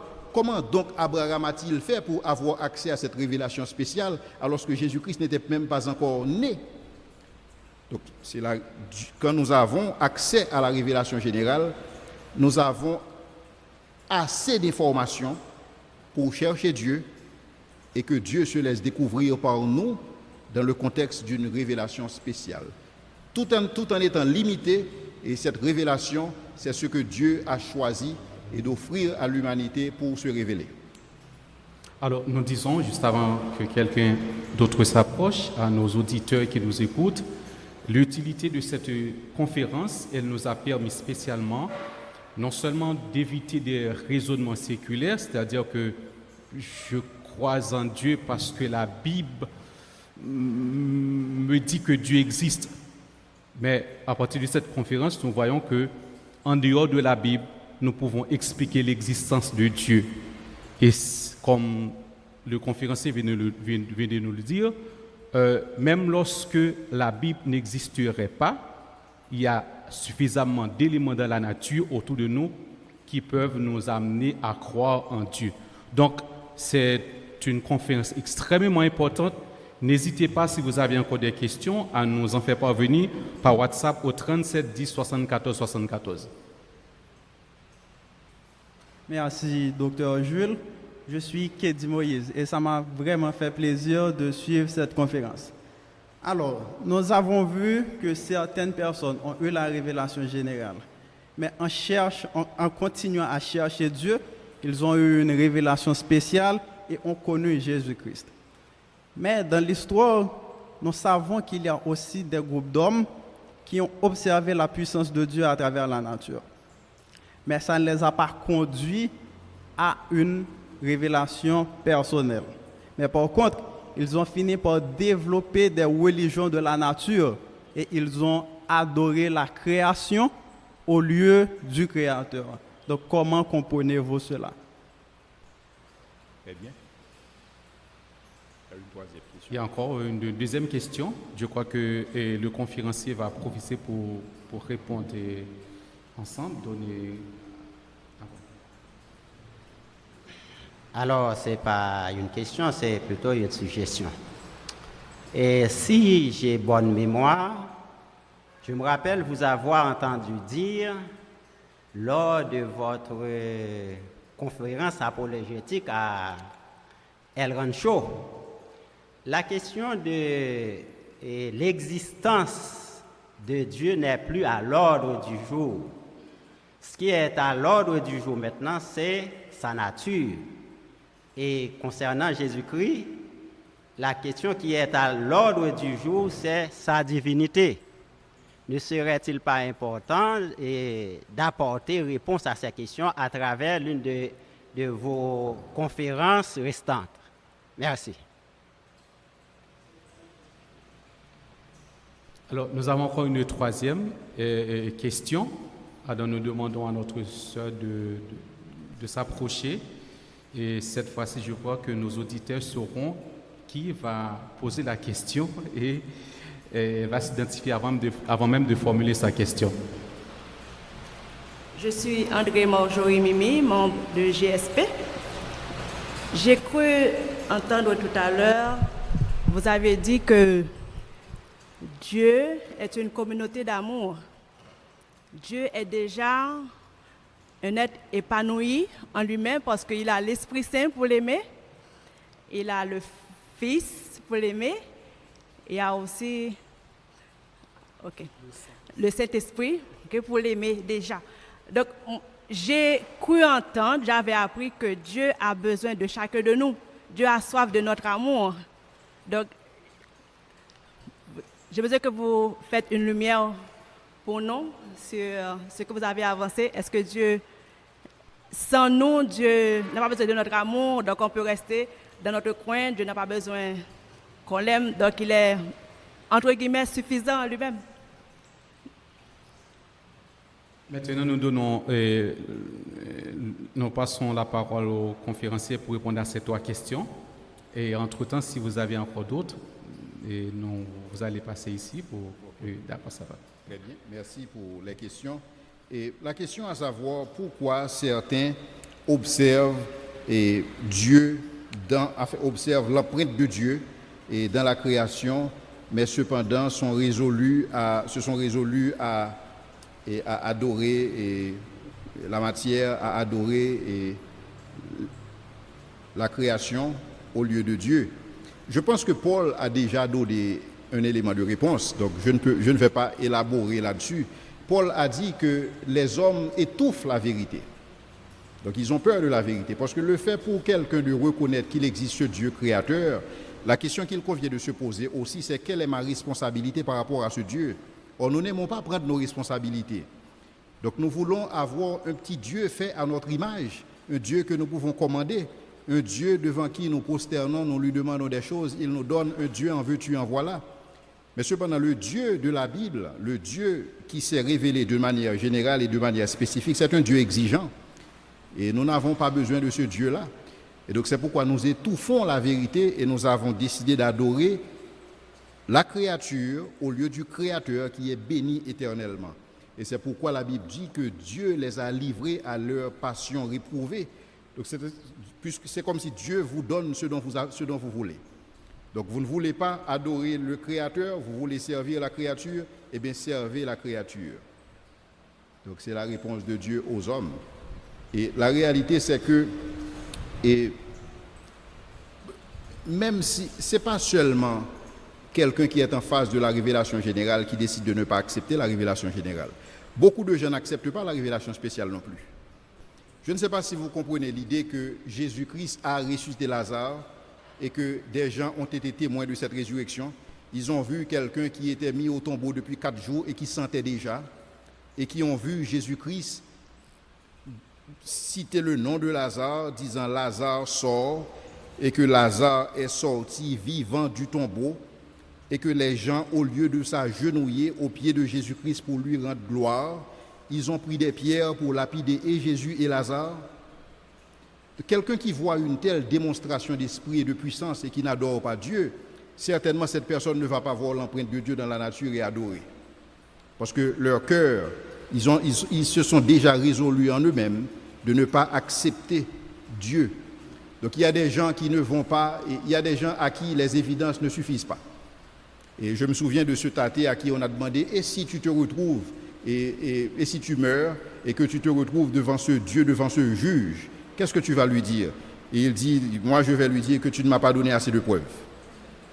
Maintenant, quelles sont les évidences, quelles sont les preuves dont il nous faut? La preuve certaine, la Bible dit que Dieu nous l'a donnée en ressuscitant Jésus-Christ d'entre les morts. Et c'est ce qui, en fait, j'enchaîne avec la prochaine question, à savoir, et quelle est la nature de ce Dieu créateur? Et c'est une très bonne question que vous avez posée, à savoir, enfin, vous avez dit que ce n'était pas une question, c'était un commentaire, mais c'est un très bon point, dans le sens que l'une des faiblesses de l'argument cosmologique en faveur de l'existence de Dieu, cet argument ne nous dit pas de quel Dieu est-ce que nous sommes en train de parler. Parce que n'oubliez pas, cet argument a été développé par Al-Ghazali. Al-Ghazali est un musulman. Donc Al-Ghazali, quand il présente son argument, il ne présente pas un argument en faveur du Dieu chrétien. Il présente son argument en faveur de l'existence d'un être dans l'univers et qui serait responsable de l'univers, responsable de la création, responsable de toutes choses. Cependant, nous autres, quand nous voyons, enfin, les chrétiens ont approfondi l'argument de Al-Ghazali et nous avons vu que quand on considère les caractéristiques de ce Dieu qui serait à la base de l'univers, et quand on considère le fait que Jésus-Christ est ressuscité d'entre les morts, Jésus-Christ, si vous voulez, sa résurrection, c'est l'argument final en faveur de l'existence de Dieu. Donc quand je veux savoir quelle est la nature de ce Dieu dont on parle dans l'argument cosmologique, je me base sur la résurrection de Jésus-Christ. Parce que seulement le Dieu qui a ressuscité Jésus-Christ d'entre les morts pourrait être responsable de la création de l'univers. Parce que seul ce Dieu-là peut déployer une telle puissance à ressusciter un homme d'entre les morts, en la personne de Jésus-Christ. Et donc c'est pourquoi Paul mise le christianisme sur la résurrection de Jésus-Christ. Donc nous savons de quel Dieu nous sommes en train de parler, parce que ce Dieu-là a donné une preuve certaine de qui il est en ressuscitant Jésus-Christ d'entre les morts. Donc nous pouvons désormais connaître la nature de ce Dieu en Jésus-Christ. Et c'était ça la mission de Jésus-Christ. Jésus-Christ est venu pour nous révéler ce Dieu. Personne ne connaît le Père si ce n'est le Fils. Et personne ne connaît le Fils si ce n'est le Père et celui à qui il veut le révéler.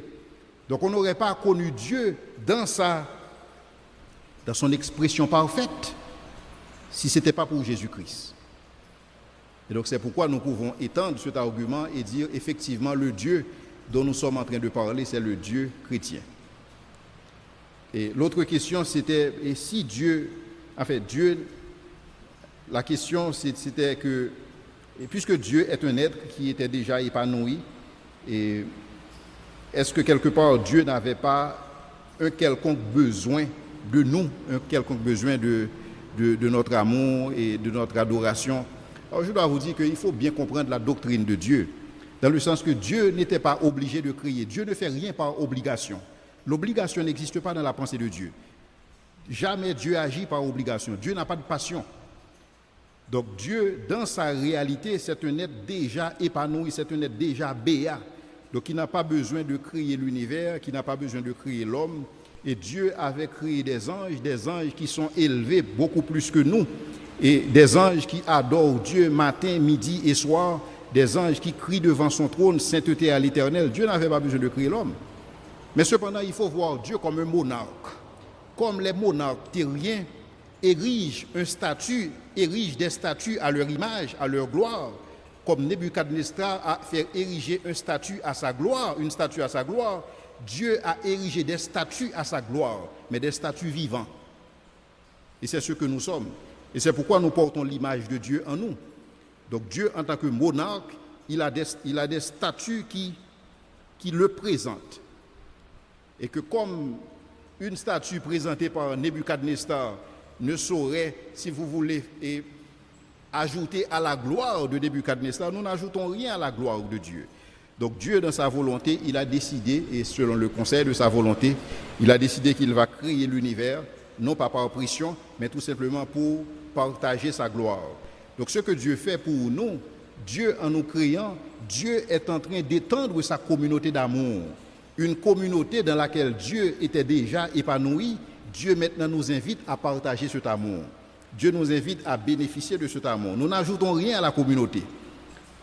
Au contraire, nous recevons tout de la communauté. Donc nous sommes là pour bénéficier de Dieu, mais il n'y a rien que nous puissions apporter à Dieu. Et David l'avait reconnu en disant que ce que nous t'offrons, c'est ce que nous avons reçu de toi. Il n'y a rien que nous puissions faire pour Dieu. Et Dieu disait à Israël, parce qu'Israël ne l'avait pas reconnu, si j'avais faim, je ne te le demanderais pas. Dieu n'a pas besoin de nous. Mais cependant, Dieu nous aime. Et il nous cherche et il a donné sa vie. Donc c'est toute la beauté du christianisme. Alors nous disons qu'il y a encore de la place pour d'autres questions. Nous appelons notre sœur. Tu étais déjà là? Viens donc. Avancez donc. Il y a encore de la place pour vous, nos auditeurs qui nous écoutez sur les différentes stations de radio.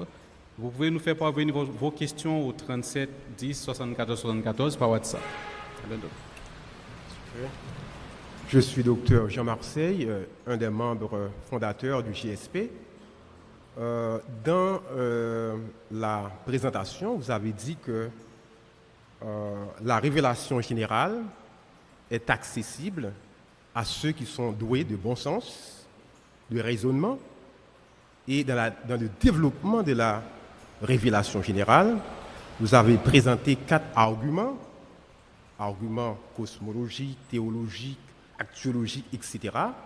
Et tous ces arguments convergent à faire comprendre que l'univers a un grand architecte derrière lui. Tout ça converge pour nous dire qu'il y a un être suprême.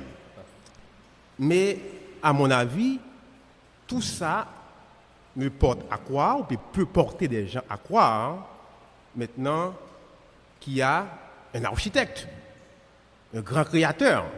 Mais est-ce que cela est suffisant maintenant pour porter les gens à croire que cet architecte, ce grand être, est le Dieu que nous-mêmes nous servons, que nous-mêmes nous connaissons? En d'autres termes, est-ce que la révélation générale est suffisante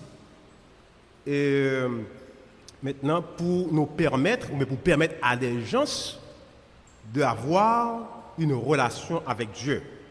Ou bien doit-elle être complétée par la révélation spéciale ou la révélation particulière?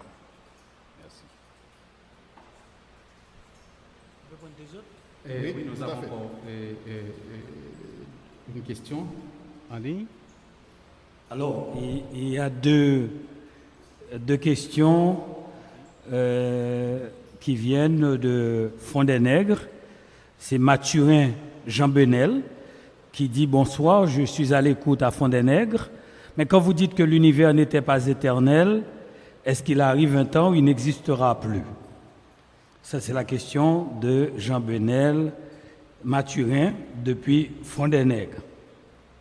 L'autre question nous vient depuis Brentwood, Tennessee, et signée de Madame Judith Colin-Berthaud. Merci, Dr Jules, pour une si brillante présentation, aussi édifiante. Quel rôle joue le Saint-Esprit dans les deux différentes formes de révélation, générale et spéciale? Et pourquoi le Saint-Esprit n'arrive-t-il pas à convaincre tous les humains de l'existence du Dieu créateur? Merci. Signé Madame Judith Colin-Berthaud. C'est la femme du docteur Vladimir Berthaud depuis Brentwood, Tennessee.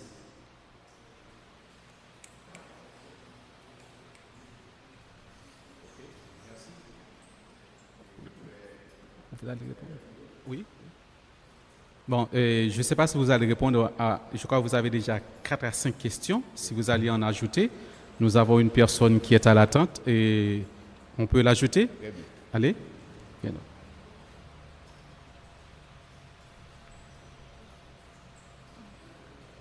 Bonsoir docteur, bonsoir à tous. Merci pour cette conférence.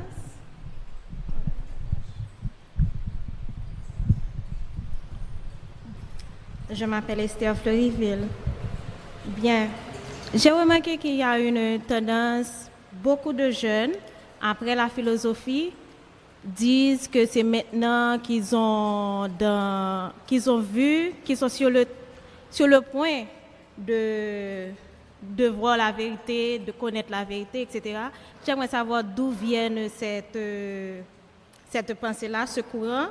Et deuxièmement, comment est-ce qu'on peut expliquer à quelqu'un qui ne croit pas en Dieu que Dieu est en 3 personnes, que chacune de ces personnes-là a une fonction, tout en étant une même personne, surtout pour expliquer à quelqu'un que Jésus dit qu'il va revenir. Il ne le sait pas, mais son Père le sait, alors qu'ils sont les 3 une seule personne. Merci. Docteur Gilles, vous avez la parole. Oui, tout à fait. Merci. Merci. Et ce sont de très bonnes questions, comme d'habitude. Parce que la machine n'était pas assez huilée au début. Et c'est pourquoi vous m'aviez fait attendre. Et la première question à savoir, est-ce que la révélation générale n'est pas incomplète et que cette révélation devrait en principe être complétée par la révélation spéciale? La réalité, c'est que effectivement, si la révélation générale était suffisante, on n'aurait pas une révélation spéciale. Parce que la révélation générale est venue avant et ensuite est venue la révélation spéciale. Et quand je parle de révélation spéciale, je parle du fait que Dieu s'est révélé dans la parole écrite, c'est-à-dire à travers la loi et les prophètes, les évangiles, et Dieu s'est révélé en Jésus-Christ. Donc la parole vivante. Effectivement, comme je l'ai dit, il y a des limites à la révélation générale. La révélation générale ne nous parle pas du plan de rédemption de Dieu. Donc quelqu'un qui suit la révélation générale, il ne peut pas comprendre que Dieu, il y a des réalités chez Dieu que cette personne ne va pas discerner dans l'observation de la nature. Cependant, je pense que la révélation générale semble avoir été suffisante pour Job. Pour Job de dire « je sais que mon Rédempteur est vivant ». Il faut comprendre que Job a vécu avant Abraham. Le livre de Job, c'est le premier livre à être écrit dans la Bible. Job est écrit avant la Genèse. Donc c'est le premier livre. Et quand nous constatons la dévotion de cet homme à Dieu, donc certainement nous voyons Job qui croyait en Dieu à partir de ce qu'il a vu dans la révélation générale. Il n'y avait pas de révélation spéciale à cette époque. Mais cependant, il semblerait que c'était suffisant pour Job pour s'approcher de Dieu. Et puisque Job s'est approché de Dieu, Dieu s'est approché de lui. Parce que Dieu avait permis, Dieu donne enfin, il y a une autre question que je vais aborder, à savoir le rôle du Saint-Esprit. Et dans tout cela, effectivement, il y avait des hommes qui ont observé du temps de Job, qui ont observé la révélation générale et qui n'ont pas choisi d'adorer Dieu. Cependant, ils ont reconnu que ce Dieu existait. Et c'est pourquoi Job, en parlant de ces hommes, disait que, et pourtant ils disent à Dieu, éloigne-toi de moi, qu'est-ce que je gagne à connaître tes voies? Qu'est-ce que le Tout-Puissant pour que nous le servions? Pour parler ainsi, il faut connaître Dieu.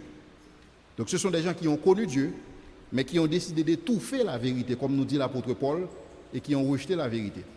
Et puisqu'ils ont rejeté la révélation de Dieu, donc quelqu'un qui rejette la révélation générale, c'est quelqu'un qui va rejeter la révélation spéciale. C'est évident. Mais quelqu'un qui, de par la révélation générale, cherche Dieu sur la base que Dieu ne ment point quand il dit que celui qui me cherche me trouve. Donc c'est quelqu'un qui va trouver Dieu.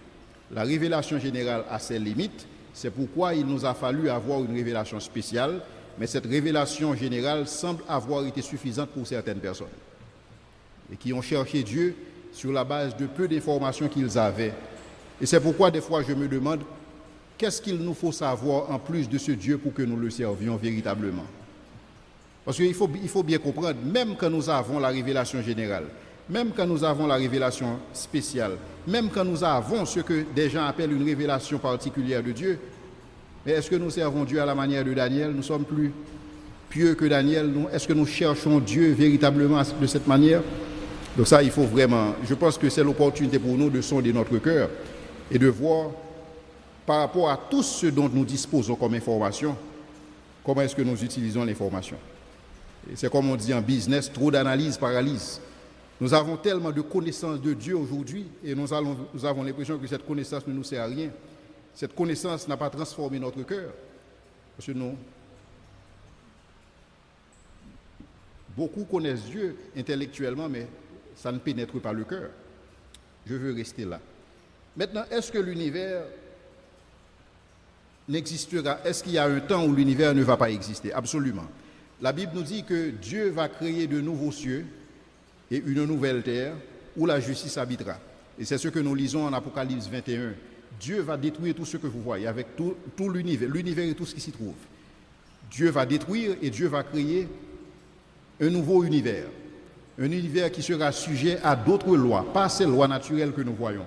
Dans l'univers que Dieu va créer, il n'y aura pas d'électromagnétisme, parce que la Bible dit que Dieu sera la lumière de cette ville.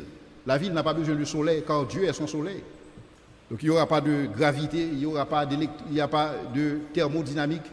Rien ne va tomber en désuétude dans l'univers que Dieu va créer.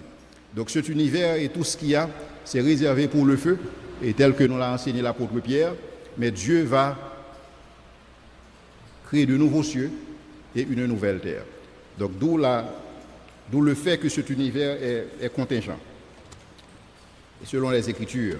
Maintenant, il y a une question qui est un petit peu difficile, et je dois l'avouer, et à savoir quel rôle a joué le Saint-Esprit pendant la révélation générale.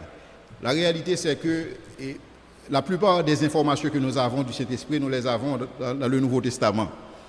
Donc on ne peut pas savoir de manière certaine le rôle que le Saint-Esprit a joué dans l'Ancien Testament. Sinon, nous savons que l'Esprit de Dieu, si vous voulez, agitait certaines personnes pour opérer certaines choses de la part de Dieu, et que l'Esprit de Dieu ne reposait pas sur elles, et comme c'est le cas pour nous aujourd'hui, et nous sommes habités par le Saint-Esprit. En fait, la seule personne, si vous voulez, dans l'Ancien Testament qui a pu bénéficier de ce revêtement, c'est David, et que l'Esprit de Dieu avait saisi. Et quand Samuel l'a oint dans la maison de son père et jusqu'à sa mort. Donc David, c'est l'exception qui confirme la règle. Mais cependant, nous ne pouvons pas dire de manière certaine, voici le rôle que le Saint-Esprit de Dieu a joué pendant la période où les hommes avaient uniquement accès à la révélation générale. Cependant, nous savons, et sur la base du Nouveau Testament, que le Saint-Esprit de Dieu, il joue un rôle dans le non-croyant, et il convainc le non-croyant en ce qui concerne le péché, en ce qui concerne la justice, en ce qui concerne le jugement. Et pour le croyant, il confirme et il rend témoignage à notre esprit et que nous sommes enfants de Dieu. Donc il n'y a pas beaucoup de détails et pour ce qui concerne le rôle que l'Esprit de Dieu jouait dans l'Ancien Testament. Cependant, nous pouvons dire que puisque nous sommes en phase de la Trinité, et que la Trinité c'est le Père, le Fils et le Saint-Esprit, donc le Saint-Esprit était parfaitement à l'œuvre, et tout comme le Père était à l'œuvre, le Fils était à l'œuvre. Donc dans l'Ancien Testament, nous voyons Jésus-Christ apparaître sous la forme de ce qu'on appelle l'ange de l'Éternel. Donc Jésus-Christ était à l'œuvre, l'Esprit de Dieu était à l'œuvre, l'Esprit de Dieu a oint Betsaléel pour que Betsaléel puisse réaliser des ouvrages, travailler le bois, travailler le fer, travailler les reins. Donc l'Esprit de Dieu était à l'œuvre dans la vie des disciples de Dieu pour qu'ils puissent réaliser certaines choses pour Dieu. L'Esprit de Dieu a saisi Samson pour que Samson puisse opérer des prodiges. Donc nous savons, c'est en partie ce que l'Esprit de Dieu jouait comme rôle et pour ce qu'il s'agit de l'ancien monde, et là où la révélation spéciale n'était pas encore donnée. Maintenant, pour ce qu'il s'agit de la question à savoir, et pourquoi le Saint-Esprit n'arrive pas encore à convaincre les hommes? Bon, je n'aurais pas formulé la question ainsi, pourquoi le Saint-Esprit n'arrive pas encore? Et la question semble indiquer qu'il y aurait une certaine limitation, une certaine incapacité dans l'Esprit de Dieu à convaincre. L'Esprit de Dieu n'a aucune incapacité à convaincre. Cependant, nous croyons dans ce que nous appelons la grâce non résistible du Saint-Esprit. Contrairement aux calvinistes et les chrétiens réformés qui croient dans ce qu'ils appellent la grâce irrésistible, c'est-à-dire que pour eux, quand l'Esprit de Dieu appelle, personne ne peut rejeter l'appel. Pourquoi? Parce que l'Esprit de Dieu appelle uniquement les élus, et ceux qui ne sont pas élus ne sont pas carrément appelés. Donc pour eux, ils croient que puisque ce sont les élus qui seront sauvés et les élus sont prédestinés, quand l'Esprit appelle l'élu, l'élu ne peut pas dire non. Bon, moi, je ne participe pas dans cette croyance et je crois dans la grâce résistible, dans le sens qu'on peut résister au Saint-Esprit. Et nous avons vu des gens résister au Saint-Esprit dans la Bible. Et nous avons vu des gens s'opposer au Saint-Esprit dans la Bible. Pourquoi? Parce que Dieu nous a dotés de ce que nous appelons le libre arbitre. Et de par notre libre arbitre, nous pouvons dire non à la grâce de Dieu. Et c'est pourquoi c'est à quiconque croit. Quiconque croit en lui ne périsse point. Mais si quelqu'un ne croit pas, il va perdre sa vie. Il va perdre sa vie éternelle. Il va perdre ce que Dieu avait prévu pour lui. C'est ce que nous lisons en Jean 3,16, qui dit car Dieu a tant aimé le monde qu'il a donné son Fils unique, afin que quiconque croit en lui. Donc l'opportunité est donnée à tous de croire. Il y a des gens qui acceptent de croire, il y a d'autres personnes qui ne veulent pas croire. Et à ceux qui ne veulent pas croire, Dieu leur dit que votre volonté soit faite. Mais à ceux qui croient, nous disons à Dieu que ta volonté soit faite. Et Dieu, il honore le choix de chaque personne. Vous choisissez Dieu, Dieu honore votre choix. Vous ne choisissez pas Dieu, Dieu honore votre choix. Parce que Dieu respecte votre libre arbitre.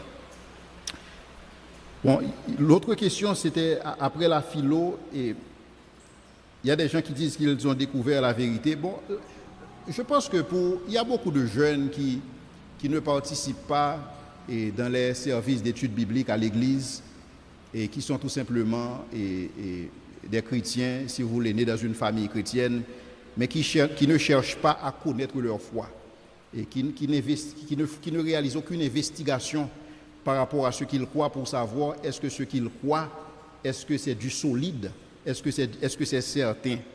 Donc dans ce contexte, quelqu'un qui tout simplement fréquente une église et qui a grandi dans l'église, mais qui ne s'était jamais intéressé à Dieu, qui ne s'est jamais intéressé à la Bible, à l'étude de la Bible, et qui maintenant se retrouve en face d'un professeur de philosophie qui lui dit que cette question de Dieu, c'est une construction de la pensée. Donc c'est une construction humaine, cette histoire n'existe pas. Ce sont les hommes qui ont inventé Dieu. Et c'est ce que Friedrich Nietzsche, le célèbre athée et philosophe, a dit que Dieu est mort et nous l'avions tué. Donc quelqu'un qui n'a aucun argument pour défendre sa foi et qui se retrouve en face d'un professeur de philosophie, il est certain que vous n'avez aucun argument pour résister. Cependant, la Bible nous invite à défendre notre foi. La Bible nous invite à apprendre comment articuler notre foi. C'est une responsabilité. C'est la responsabilité de tous les chrétiens. Et c'est pourquoi j'aime ce que Maître Février a dit tout à l'heure. Nous sommes tous appelés à être des apologètes. Nous avons tous reçu ce mandat biblique pour apprendre à défendre notre foi. Donc quand on se retrouve en face de ces gens, en face de ces détracteurs, donc maintenant on a de quoi leur fermer la bouche. Parce que nous savons pourquoi nous croyons et nous savons en qui nous croyons. La question à savoir comment expliquer la Trinité, il n'y a personne qui puisse expliquer la Trinité. La Trinité demeure un mystère. Personne sur la terre ne peut expliquer cette réalité de la Trinité, en fait cette réalité que représente la Trinité, que Dieu existe en 3 personnes. La Trinité, c'est une réalité de Dieu que nous acceptons par la foi.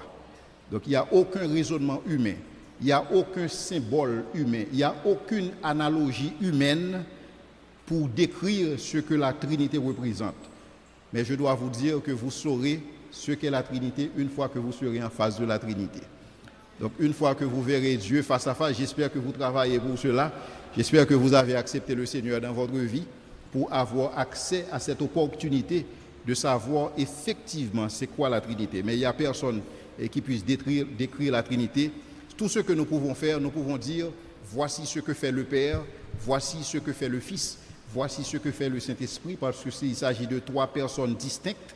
Donc nous pouvons dire, voici ce que ces gens réalisent en ce qui concerne la création, en ce qui concerne la rédemption, en ce qui concerne la recréation.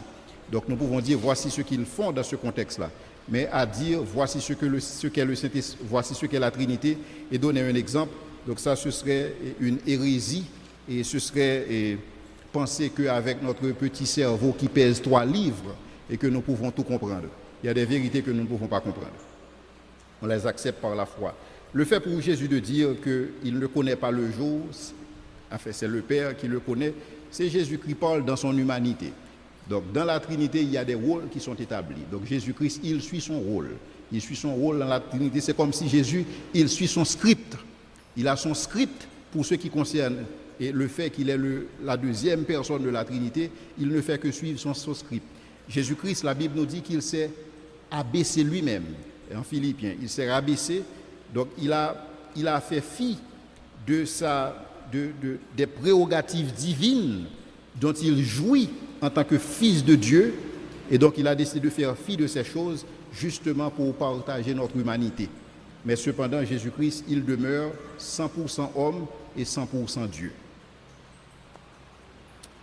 Alors, je remercie le Seigneur de ce que, avec la technologie, il y a une nouvelle dimension qui s'ajoute avec la participation de notre public, nos auditeurs. Jean Wilson Plymouth, qui écoute depuis Delma 75, vous pose cette question, docteur Jules. Sans quelqu'un comme vous, qui expose les arguments, pensez-vous que la foi serait possible sans le Dieu créateur? Une autre question, c'est l'ethnie Cinéa, qui demande est-ce qu'il peut avoir les conférences apologétiques du docteur Leslie Jules sur support électronique. Alors ça, j'ai répondu pour lui, il dit que c'est possible, mais il va contacter Radio Sentinelle, 28 13 54 45, 28 13 54 46, et qu'il y a des frais pour cela. La dernière question, c'est concernant, alors c'est la deuxième vraiment, c'est un maître holistin qui écoute depuis la plaine.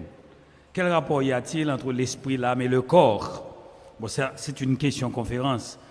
Bon, je l'ai dit quand même qu'il peut poser la question, mais quel rapport existe entre l'esprit, l'âme et le corps? Je suis sûr qu'on pourra passer la soirée et permettre au docteur Leslie Jules de passer 2 semaines à répondre à la même question. Alors, maître Augustin, docteur Jules va quand même répondre, mais je suis sûr que sa réponse ne va pas vous satisfaire ce soir, parce que je ne vois pas comment il va établir le rapport pour vous en quelques minutes. Merci, ce sont les 3 questions que j'ai. Merci. Et je pense que la première question, c'est une très bonne question, une excellente question, à savoir la foi, et serait-elle possible sans le Dieu créateur? Et c'est une bonne question dans la mesure où, effectivement, la Bible parle la Bible parle de la condition humaine. Donc nous sommes dépravés, totalement dépravés. Et dans notre dépravation, nous ne cherchons pas Dieu. Dans notre dépravation, nous ne voulons même pas connaître Dieu.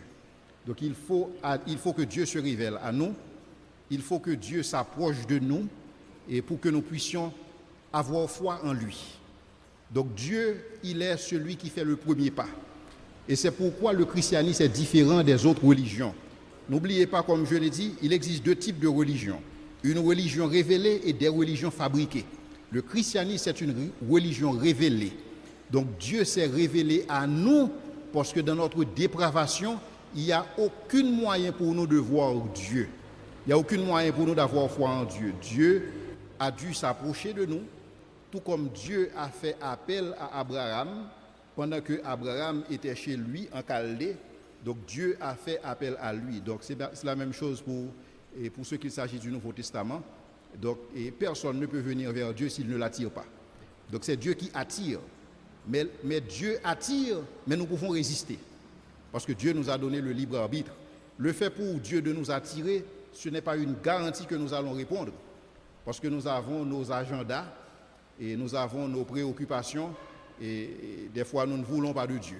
Et Dieu respecte notre choix dans ce contexte. Effectivement, c'est Dieu qui attire, mais nous pouvons toujours résister. Donc la question à savoir, la foi serait-elle possible sans le Dieu créateur? La réponse est non. La foi ne serait pas possible si Dieu ne se révèle pas. Personne ne connaîtrait Dieu si Dieu ne s'était pas révélé. Mais Dieu s'est révélé de manière générale, de manière spéciale, et il continue encore à se révéler de manière particulière, particulièrement dans les pays musulmans. En fait, par moment, vous allez entendre quelqu'un vous dire que dans un pays musulman, moi je suis né dans une famille islamique, et cependant hier soir, j'ai fait un rêve et j'ai vu Issa. Issa, c'est le nom qu'il donne à Jésus dans l'islam. Et j'ai vu Issa, et Issa qui m'est apparu et qui m'a dit suis-moi. Et donc j'ai décidé de tout abandonner. Donc ma famille m'a renié. Maintenant je suis un serviteur de Jésus-Christ. Je cherche Jésus-Christ. Donc c'est ce qu'on appelle une révélation particulière de la part de Dieu et que Dieu offre à ceux qui le cherchent. Parce que vous me chercherez et vous me trouverez si vous me cherchez de tout votre cœur. Maintenant, la question à savoir est quel est le rapport ou la relation entre l'esprit, l'âme et le corps. Donc je pense que, et comme Maître Février l'a dit, c'est une question étude. Et c'est une question qui demande toute une élaboration. Et tout ce que je peux dire, il y a deux écoles de pensée. Et il y a une école qui veut qu'il n'y existe aucune distinction entre l'esprit et l'âme. Et dans le sens que l'âme est l'esprit est l'âme. Dans le sens que ils sont tellement joints qu'il y a uniquement la parole de Dieu à pouvoir trancher entre les deux. Dans le sens que c'est par notre esprit et que nous pouvons avoir une relation avec le divin, avec le monde spirituel. Parce que nous sommes des êtres spirituels. De par l'esprit que nous avons, nous pouvons entretenir une relation avec Dieu et nous pouvons entretenir aussi une relation avec le diable. À cause de notre esprit, parce que nous sommes des êtres spirituels dans ce contexte. Et pour ce qu'il s'agit de l'âme, l'âme c'est la partie de l'être qui ne change pas. Donc nous ne changeons pas. Notre corps vieillit, notre corps pourrit, mais notre âme demeure telle qu'elle. C'est pourquoi quand on va paraître devant Dieu, on va paraître devant Dieu avec notre identité. Ce n'est pas votre carte d'identité que vous allez montrer à Dieu pour vous identifier. Vous serez reconnu à partir de votre âme, parce que vous êtes votre âme. Donc l'âme, c'est la partie du corps, c'est la partie de l'homme qui ne change pas et qui n'évolue pas. Donc, et c'est votre véritable identité. Et c'est pourquoi la Bible parle du salut des âmes. Pour ce qu'il s'agit de ce corps que nous avons, c'est un corps qui est destiné à la poussière en raison du péché original. Donc cependant, Dieu va nous faire grâce. Il va nous donner un corps glorieux parce que nous avions cru en son Fils Jésus-Christ. Donc la Bible nous dit au son de la trompette, et ceux qui sont morts en Christ, et ils vont ressusciter premièrement, et nous qui serons vivants, nous serons transformés et pour aller à la rencontre du Seigneur dans les airs. Et le Seigneur va nous doter d'un corps glorieux semblable au corps de son Fils Jésus-Christ. Et je ne sais pas si vous n'avez pas hâte à revêtir ce corps nouveau, n'est-ce pas? Alors nous disons que à nos auditeurs, ils peuvent toujours continuer à nous envoyer leurs questions au 509 37 10 74 74, même après la conférence. Et je crois que nous avons peut-être une dernière ou avant-dernière question. Ce n'est pas une question en ligne, mais c'est quelqu'un qui est auprès de nous. Avancez, vous êtes prêts d'avancer pour prendre le micro, pour poser la question. Je dis bonsoir à tous, bonsoir docteur Jules, et nous vous remercions pour... Ok, merci bien pour cette conférence. Alors ma question c'est, un argument est constitué de prémices. Donc, si les prémices sont vraies, la conclusion est vraie. Maintenant, partons de la théorie Big Bang. Ok? Bien entendu, avec cette théorie-là, donc, le temps, la matière, l'espace, l'énergie. Donc, s'il y a une cause, il y a un commencement. Ok, il y a quand même un commencement. Ok, et s'il y a un commencement, il y a aussi une fin. Tout à fait. Donc, dès la création de l'univers, il y avait donc cette cause-là, et puis le commencement et la fin. Ma question c'est dès la conception de l'univers, est-ce qu'on pouvait dire que la fin existait déjà, ou du moins que, si je pouvais dire, la mort, en quelque sorte. Ma question, est-ce que l'homme n'était pas prédestiné à la mort sans péché, ou l'équivalence de d'un mot? Oui, avec ou sans péché. Voilà. C'est ça ma question. Alors, il ressemble qu'il y a eu un élément qui échappe aux conférences à la question. Est-ce que l'homme n'était pas destiné à la mort avec ou sans péché? C'est ça, avec ou sans péché. Alors, il y a, ok. La toute dernière question. Allez. Bonsoir l'Église. Bonsoir l'Église. Et je salue spécialement mon pasteur qui est aussi présent, pasteur Franck Tunier. Et je profite pour remercier le conférencier pour cette belle conférence. Je suis frère Samedi Thierry et ma question est celle-ci. Dans Jean 10, verset 34-35, Jésus a dit pour que nous sommes des dieux. Et dans le psaume 82 aussi, la parole de Dieu nous ne le laisse pas sans savoir que nous sommes des dieux. Et ma question est la suivante. Pourquoi nous ne pouvons pas expérimenter cette dimension? Merci. Alors, on a rappelé auditeurs nous avons les Delma 75. Non. Alors, nous rappelons nos auditeurs, nous sommes à l'église de la communauté chrétienne à Delma 75. Vous suivez notre 8e série de conférences apologétiques. C'est encore avec nous, Dr Leslie Gilles, et je crois qu'il va donner une réponse à la dernière question qui vient d'être posée. Et je crois que si vous avez des questions, je rappelle, vous pouvez toujours continuer à nous envoyer à ce numéro, même après la conférence, c'est 37 10 74 74. Dr Gilles, vous avez la parole. Très bien, merci. C'est une excellente question, à savoir la fin n'était-elle pas planifiée dès le début? Sinon, l'homme la mort, et l'homme n'était-il pas destiné à mourir avec et ou sans le péché? Peut-être que je peux commencer avec la dernière question. Et le péché, la mort est venue avec le péché. Donc s'il n'y avait pas de péché, il n'y aurait pas non plus de mort, parce que la mort, c'est un salaire, et c'est le salaire du péché. Donc s'il n'y avait pas de péché, il n'y aurait pas de mort. Donc nous mourrons parce que nous avons péché. Et c'est ce que Dieu a dit, le jour où tu en mangeras, tu mourras. Donc c'est clair. Mais cependant, pour ce qu'il s'agit du fait que est-ce que la fin n'était pas en perspective et depuis la création? Tout à fait. Parce que Dieu, il crée par décret. Donc Dieu a, dans le conseil de sa volonté, il a décrété la création, il a décrété la rédemption, il a décrété la recréation. Donc ce sont des choses qui vont arriver dans leur temps et que Dieu a décrété, et qu'il n'y a rien qui se passe dans l'univers qui prend Dieu par surprise. Et dans ce contexte, Dieu savait que l'homme placé en cette situation et pourrait se retrouver à rejeter Dieu. Donc dans ce contexte, Dieu a fait provision pour l'homme en Jésus-Christ. Et c'est pourquoi la Bible parle de l'agneau de Dieu qui a été immolé avant la fondation du monde. Puisque Jésus-Christ est l'agneau de Dieu immolé avant la fondation du monde, il est clair que Dieu était au courant que l'homme allait pécher et que Dieu a créé l'univers avec la possibilité de rédemption. Donc la rédemption a toujours été là. La rédemption fait partie du décret de Dieu, un décret qui concerne la création, la rédemption et la recréation de toutes choses. Dieu a créé un univers qui, si vous voulez, qui présente toutes les facettes pour adresser le problème du mal une fois pour toutes. Parce que le mal n'a pas commencé avec l'homme, le péché a commencé avant l'homme. Donc le péché a commencé avant, si vous voulez, la création de l'homme. Mais cependant, avec cet univers que Dieu a créé, Dieu va adresser le problème du mal une fois pour toutes.